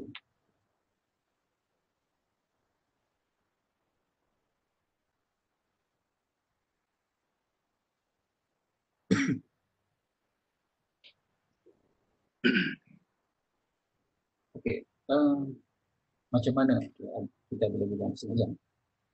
Macam mana kita nak berubah menjadi lebih kreatif. Disebabkan saya sekarang ni bekerja lebih dalam 8 tahun untuk coaching. Saya melihat peluang yang ada ni, masa-masa yang tinggal ni untuk membimbing perubahan dari segi, terutama dari segi growth mindset. Saya adalah facilitator untuk penggunaan inovatif dan kreatif. Penggunaan inovatif dan kreatif ini secara simple untuk kamu sebagai pelajar. Nanti kalau kamu sudah kembali ke kampus, ada dua bentuk penggunaan inovatif dan kreatif. Satu yang berorientasikan masalah, satu lagi yang berorientasikan kehendak pengguna atau pelanggan. Apa yang lebih popular di kalangan pelajar sekarang ini adalah apa yang dipanggil KIK Horizon Baru. KIK Horizon Baru banyak menggunakan blue ocean strategi dan juga design thinking. Sedangkan saya lebih berminat dengan format MPC yang berorientasikan masalah. Sama ada sebenarnya, kalau tanya saya nak belajar yang mana, nak kuasai mana, pada saya kuasailah kedua-dua. Apa yang membezakan kedua jenis program KIK ini adalah apa yang merangsang untuk membuat perubahan itu. Yang berorientasikan masalah itu sendiri adalah faktor yang memotivasikan kita untuk membuat perubahan. Sedangkan yang menggunakan design thinking dan juga blue ocean strategi lebih berkaitan pada kehendak pelanggan dan juga pasaran. Sebenarnya bergantung juga. Kalau kamu lebih pada industri ataupun marketing, sudah tentu dari segi penggunaan design thinking dan juga blue ocean strategi lebih sesuai. Tapi kalau kamu nanti akan bekerja di dalam lebih pada bidang perkhidmatan, penggunaan problem based, mungkin lebih sesuai. Tetapi daripada pengamatan saya, dengan berorientasikan masalah, kamu boleh kuasai kedua-dua. Tapi kalau kami lebih fokus pada kehendak pelanggan, bukan berorientasikan masalah, kamu tidak dapat kuasai kedua-dua. Okay. Simple. Saya beri contoh KIK untuk pelajar di Nepal yang saya beritahu tadi.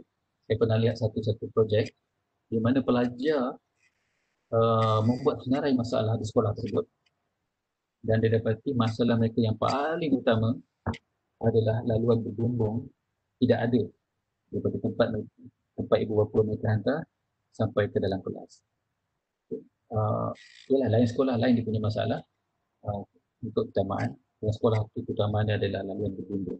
Saya tak pasti kenapa, sebab dalam hati itu tidak mengatakan, dan pelajar-pelajar menyelesaikan masalah tersebut dan akhirnya mereka dapat membina sekolah tersebut dapat laluan berbumbung daripada tempat ibu bapa turunkan pelajar sampai ke kelas. Tapi yang saya tengok di Malaysia berbeza. Laluan berbumbung ni selalunya diselesaikan melalui PIBG, derma-derma, derma-derma politik dan sebagainya. Jadi di Nepal mereka telah membina budaya di mana pelajar-pelajar tadi dilatih untuk menyelesaikan masalah.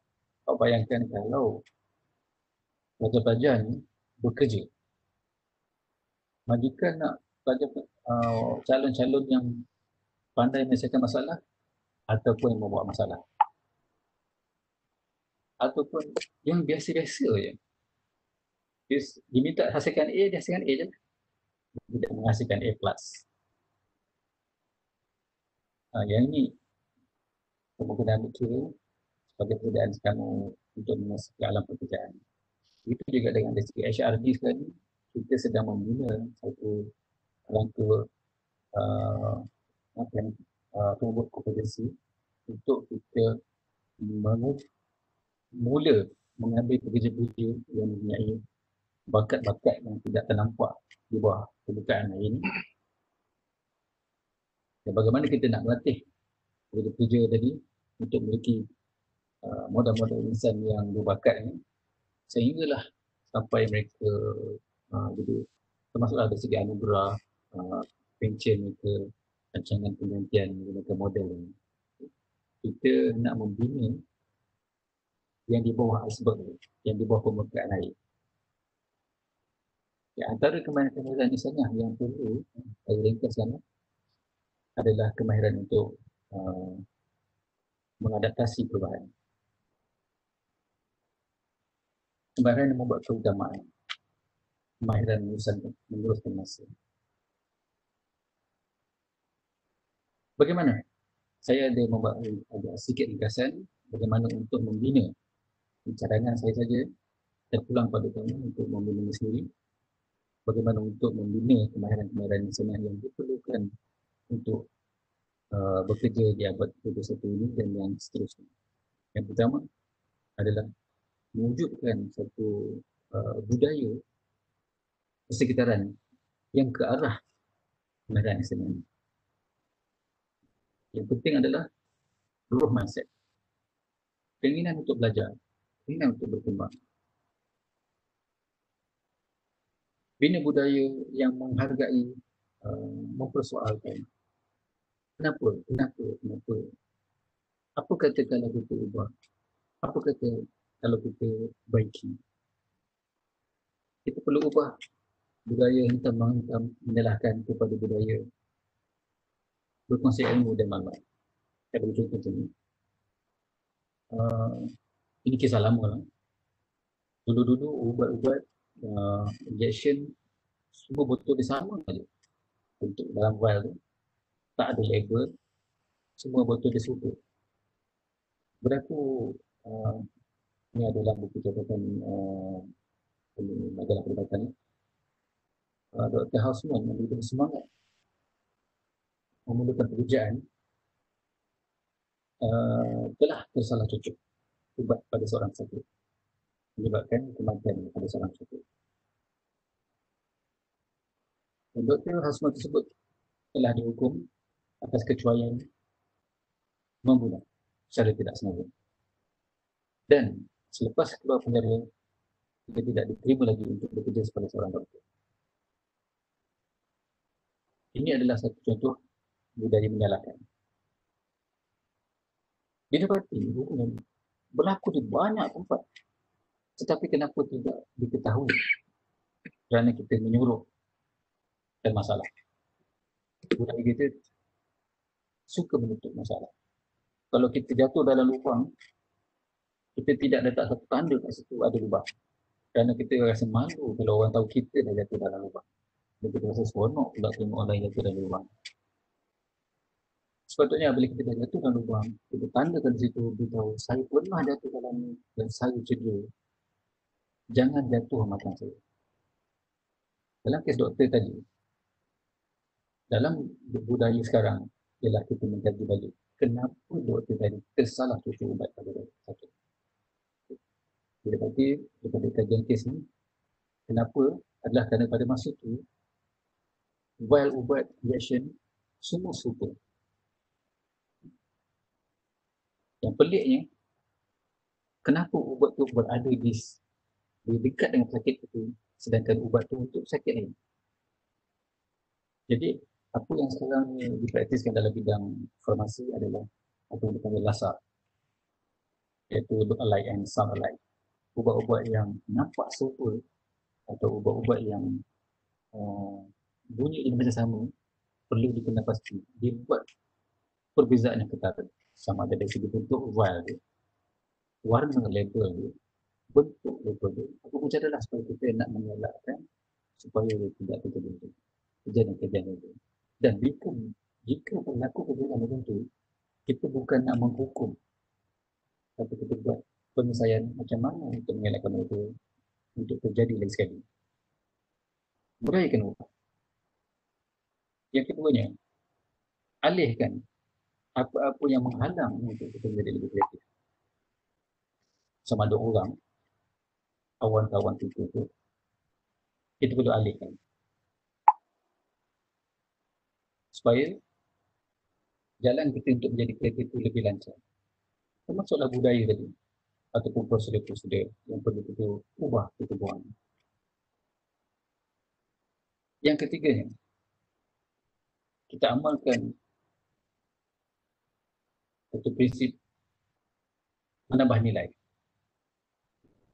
Sebaiknya kita menambah nilai, kita menyamakan nilai kita dengan organisasi. Contohnya, untuk saya adalah staf USM. Salah satu nilai dalam USM adalah masa hadapan. Jadi kita kena tanam dalam diri kita selalu berfikirkan tentang masa depan. Jadi yang saya kerja di IDBT, apa akan jadi pada masa depan IDBT? Apa akan jadi pada masa depan staf-staf di IDBT? Sakit-sakit di IDBT, masyarakat di sekeliling IDBT. Nilai-nilai lain di bawah masuk, kalau kita tengok bawah uniqueness, ialah creativity dan innovative. Bawah U, ESUS, di bawah U adalah uniqueness, ada dua, iaitu creativity dan innovative. Perlu upah diri kita dan kawan-kawan kita untuk menjadi lebih kreatif dan inovatif. Keempat, amalkan apa satu yang dipanggil budaya what if. Mulai mempersoalkan dan juga memberi cadangan. Ada sedengar lagu nampaknya. Okey, what if? Apa kata kalau? Sebenarnya budaya apa kata kalau ni, orang kita sudah memang sangat kreatif. Memang selalu kita dapat cadangan-cadangan. Daripada si pelaksanaan yang selalu kurang. Kerana kita terlalu mengawal kuasa.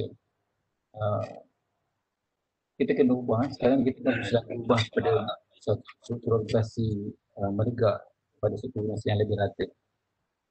Bos-bos yang bosi yang mengawal setiap pergerakan staf, memberitahu semua staf apa yang dia buat. Ini bukan zaman dia lagi. Kita berkongsi memberi makna balas daripada 360 darjah. Sekarang ni kita boleh jadi bos kepada lebih daripada banyak kumpulan, bukan hanya kumpulan kita saja.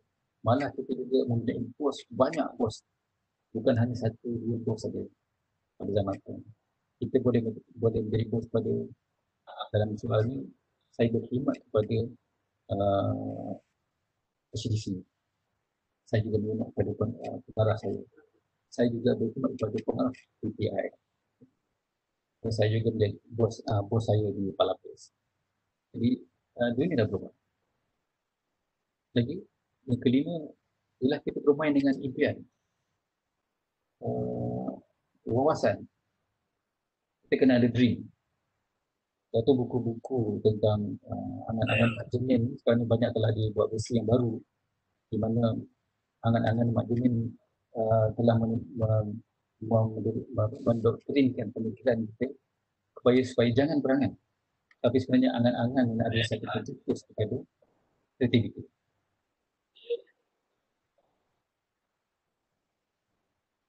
Yang keenam, lebihkan ataupun luangkan lebih banyak masa untuk kita menjadi lebih kreatif dan inovatif.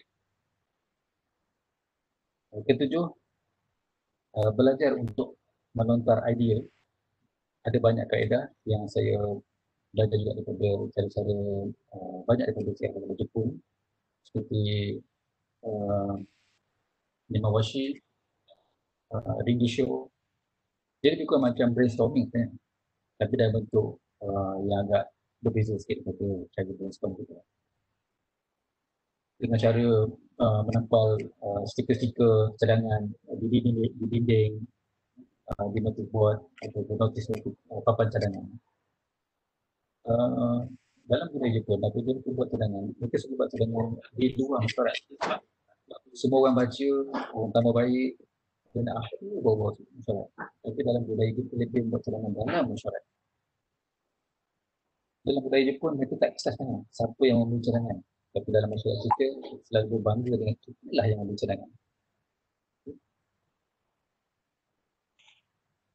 Yang ke-8, kalau idea seseorang tu baik, sama ada dia orang yang kita tak senang ataupun yang kita senang, daripada puak kita atau puak lain, kalau idea tu bagus, patutnya kita polish. Dalam budaya Jepun, mereka ada menamakan budaya, kalau dalam masyarakat ni selalu dipanggil round robin ataupun brain writing, di mana mungkin membutuhkan seorang PC yang untuk membuat pembelajaran brainstorm secara kita tak tahu siapa yang memberi idea. Jadi bila kita tengok idea tu bagus, kita tak tahu orang tu padahal orang tu tak suka. Tapi kita tengok idea dia bagus, kita sokong dan kita polish, kita tambah baik. Dan yang kesembilan, kalau duduk pada soalan saya tentang apa itu creativity tadi, ada yang mengatakan inspire, convergent, divergent, convergent, dan kemudian kita memilih dan melaksanakan. Okay. Itu yang diamalkan dalam KIK, di mana staf-staf akan menyelesaikan masalah-masalah, kemudian memilih masalah yang utama yang mampu staf selesaikan sendiri, kemudian melaksanakan penyelesaian tersebut, memantau dan menambah baik dari masa ke masa. Ini kami jadikan budaya dalam KIK. Bukan maksud buat KIK ini untuk menang pertandingan atau menang kita dengan barang. Bukan.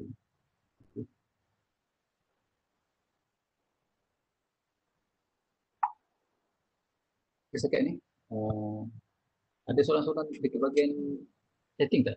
Okey, ada apa-apa boleh tulis dalam chat boleh kalau malu-malu nak tanya. Kita ada dalam 15 minit, 10 minit je. Cik Syam. Ya. Macam sekarang ni kita dalam masalah COVID sekarang ni, pelajar mungkin dia ada isu macam mana dia orang nak study, macam mana dia nak overcome dengan masalah ni untuk belajar, macam mana dia nak overcome balik dengan aktiviti-aktiviti yang dia orang tak boleh jalan, susah nak bergerak lah. Ada apa-apa cadangan tak? Ada apa-apa kaedah yang boleh mengurangkan rasa-rasa yang mereka kekosongan mereka ni yang boleh diisi lah. Okay. Sepanjang COVID ni, sepanjang MCO ni lah. Saya boleh cerita dari segi pandangan saya je lah, tapi sebenarnya yang saya tu tuan badan sendiri lah kan. Ya, ya. Okay. Saya cerita pengalaman saya. Apabila saya sebenarnya dulu ditolakkan oleh sebagai pelapis pada tahun 90. Kemudian saya bekerja, saya tinggal lama. Tahun 2003 saya tak tahu, saya baru masuk aktif balik pada anggota Watania.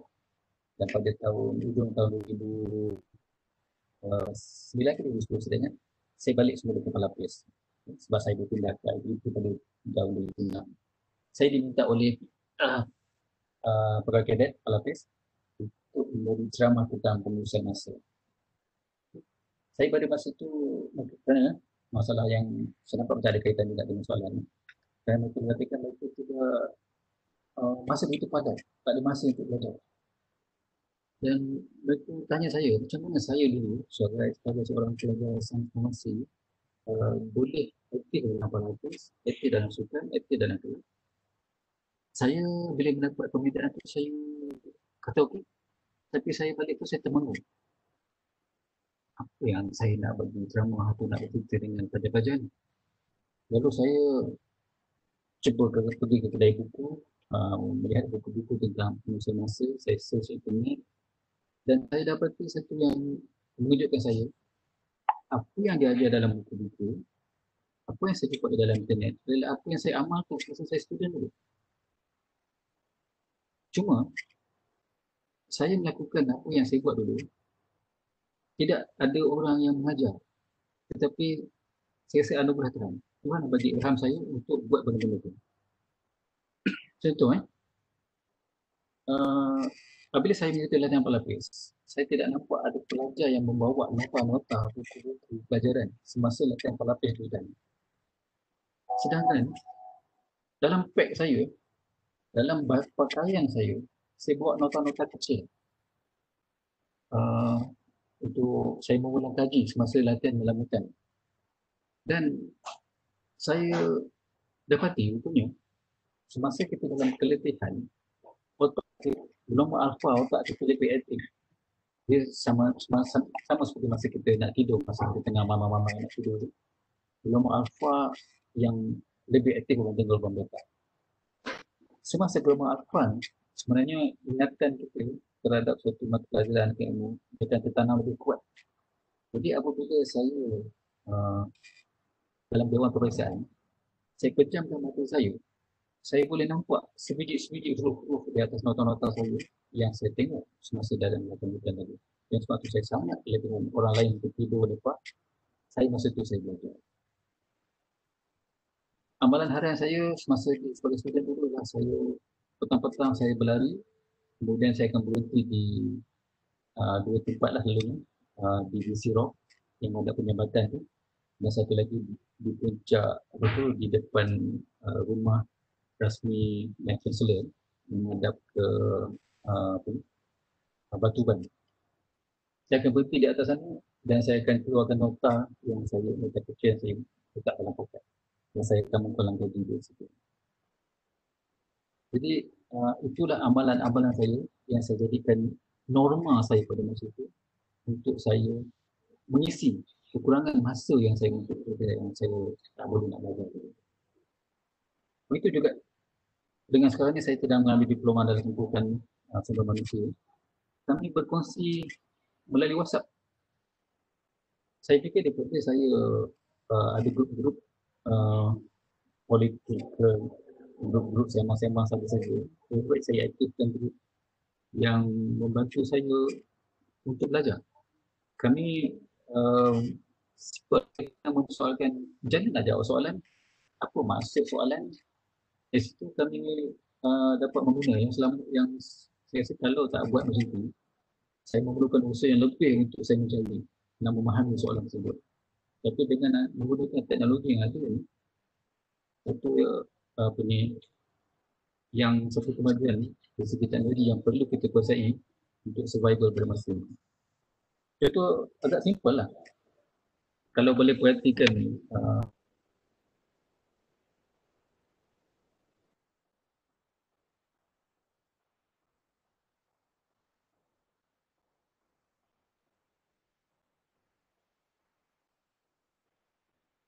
ada kelas online macam ni. Saya belajar dengan Cik Zaidi daripada unit penerbit tentang keperluan mengadakan sistem pencahayaan untuk dan begitu juga dalam mikrofon yang earphone yang saya sedang pakai ni. Dan daripada situ saya menggunakan juga sistem audio ni untuk memperbaiki supaya saya boleh memberi penyampaian yang lebih baik. Jadi sebenarnya ilmu tu ada di sekeliling kita. Kita yang kena bina macam mana untuk menghubungkan semua perkara tadi untuk senangan faedah kita. Ya, itu antara yang saya boleh berikan. Kita pulang pada belajar itu sendiri, kepada itu sendiri untuk mempraktikkan, untuk melihat. Masalahnya adalah selalu kita tak nampak. Jadi belajar untuk lebih nampak. Mungkin saya boleh kiaskan macam ni. Dalam pepatah orang Melayu mengatakan malang tidak berbau. Tapi sebenarnya bila saya mengajar pencahayaan risiko, saya mengatakan malang tu boleh berbau. Saya bagi contoh yang mudah. Macam mana kita nak mengesan kebocoran gas memasak di dapur. Gas memasak di dapur itu adalah gas metan. Dia berat, kalau bocor dia akan berada di lantai dan tidak berbau dan tidak berwarna. Tetapi kenapa bila ada kebocoran gas kita berbau? Kerana kita letakkan sesuatu dalam gas tu yang satu benda yang ringan supaya dia terapung di udara dan dia berbau. Jadi dengan kemajuan sensor artificial intelligence sekarang, kita boleh meletakkan banyak sensor untuk mengelakkan masalah yang berlaku dan membantu kita untuk memudahkan kehidupan kita. Contoh, kalau kereta yang saya tahu BMW, dia boleh mengesan kalau ada objek yang semakin hampir dengan kita di depan. Kalau kita dah memandu, kita terlalai, kita tertidur dan kita sudah dekat dengan satu kenderaan lain di depan, kereta tadi akan membantu untuk kita memperlahankan kenderaan supaya kita tidak melanggar dalam kereta yang berhadapan. Dan kereta yang saya gunakan sekarang pun boleh mengesan kalau ada objek yang dekat. Ini mengelakkan untuk kalau kita nak parking di tempat yang sempit, Kita boleh duduk dekat sisi mana yang kita nak terlanggar dengan objek tersebut. Jadi gunakanlah apa-apa teknologi, terutama handphone sekarang. Handphone saja saya sangat berguna untuk membantu kita. Masalahnya sekali, kita tak tahu, kita tak sedar sebenarnya benda tu mencuri masa kita. Kita kena sedar benda tu yang telah mencuri masa kita, kita buang dan kita habis, kita gunakan pada benda yang betul-betul memperbaikkan pada kita. So dalam bidang komunikasi disebut benda-benda yang tidak mengganggu kita dipanggil noise. Benda-benda yang noise ni, sampah-sampah ni, kita letak ke tepi. Dia mungkin penting juga kan, kita nak berhubung dengan kawan-kawan. Tapi kalau berhubung dengan kawan sekitar jam, kawan-kawan yang tidak membantu kita lah, yang dari segi kita, apa yang kita dapat fokus, kita kurangkan lah. Atau mungkin kita letak satu masa yang spesifik, masa-masa tertentu untuk kita berhubung, bukan untuk jam, untuk kita mengganggu diri kita sendiri. Okay, ada yang lain ni, saya nak jawab lah.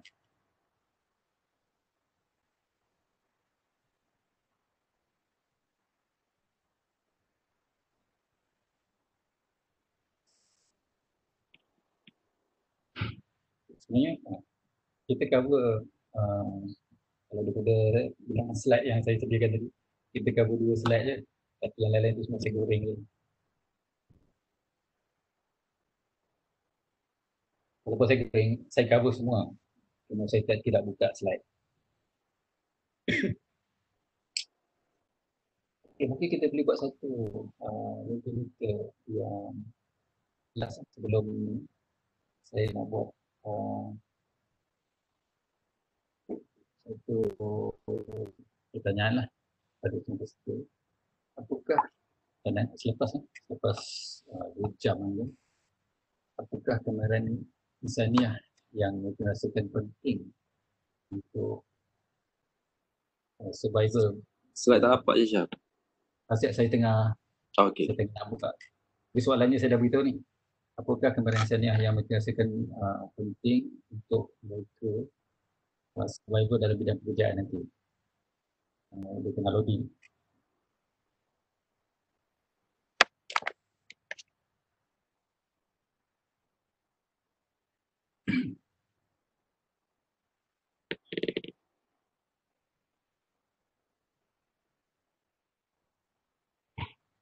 Kita ada soalan-soalan lain?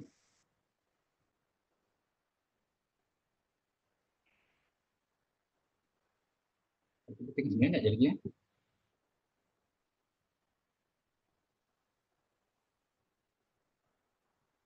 Kena sharp pukul 12 ke ataupun boleh lebih sikit-sikit?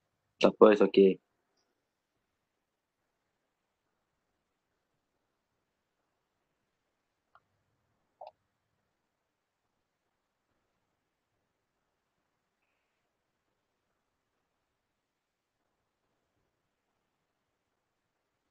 Kalau saya tak jumpa slide tu, saya buat yang baru.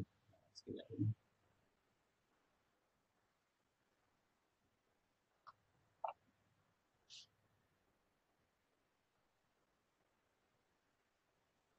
Ada soalan tu?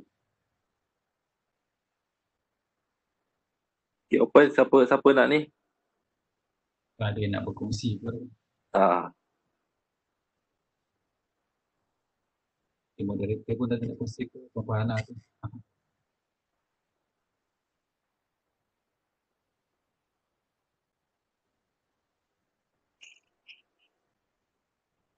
Dekat sini saya sedar lah yang mana laptop saya ni mungkin dah kena tukar yang baru lah. Pasal dia slow pula. Yang saya umur dah 52 ni, kalau ikutkan kawan-kawan sebaya saya ni memang tak mahir lah dengan IT. Tapi saya nampak sangat perlu lah ada kemahiran IT ni.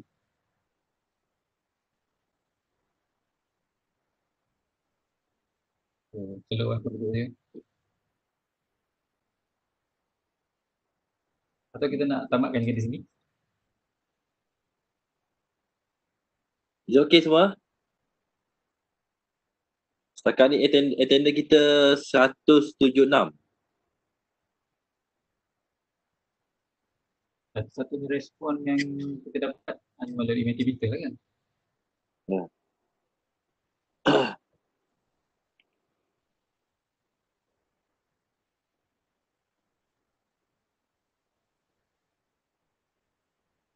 Okay guys, so jangan lupa like kita punya Facebook untuk tahu apa-apa info-info terkini tentang e-learning akan datang. Kita ada juga buat rakaman untuk kita upload dalam YouTube. So boleh kita lihat balik nanti kepada rakan-rakan kita yang dapat hadir hari ini. Kita boleh hembahkan kepada mereka. Puan Farah ada apa-apa nak cakap setakat ni? Terima kasih atas jemputan Cik Aisyah. Okay, Cik Syam,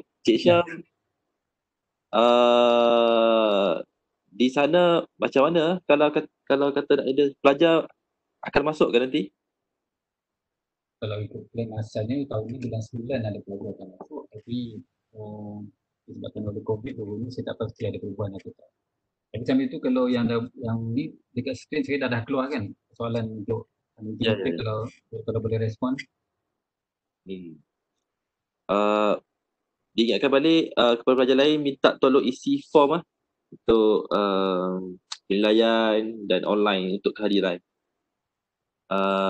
Daripada pihak kami, Puan Fana, terima kasih Puan Fana. Kami ucapkan ribuan terima kasih Cik Syam di atas perkongsian yang panjang, yang lebar, yang kita tahu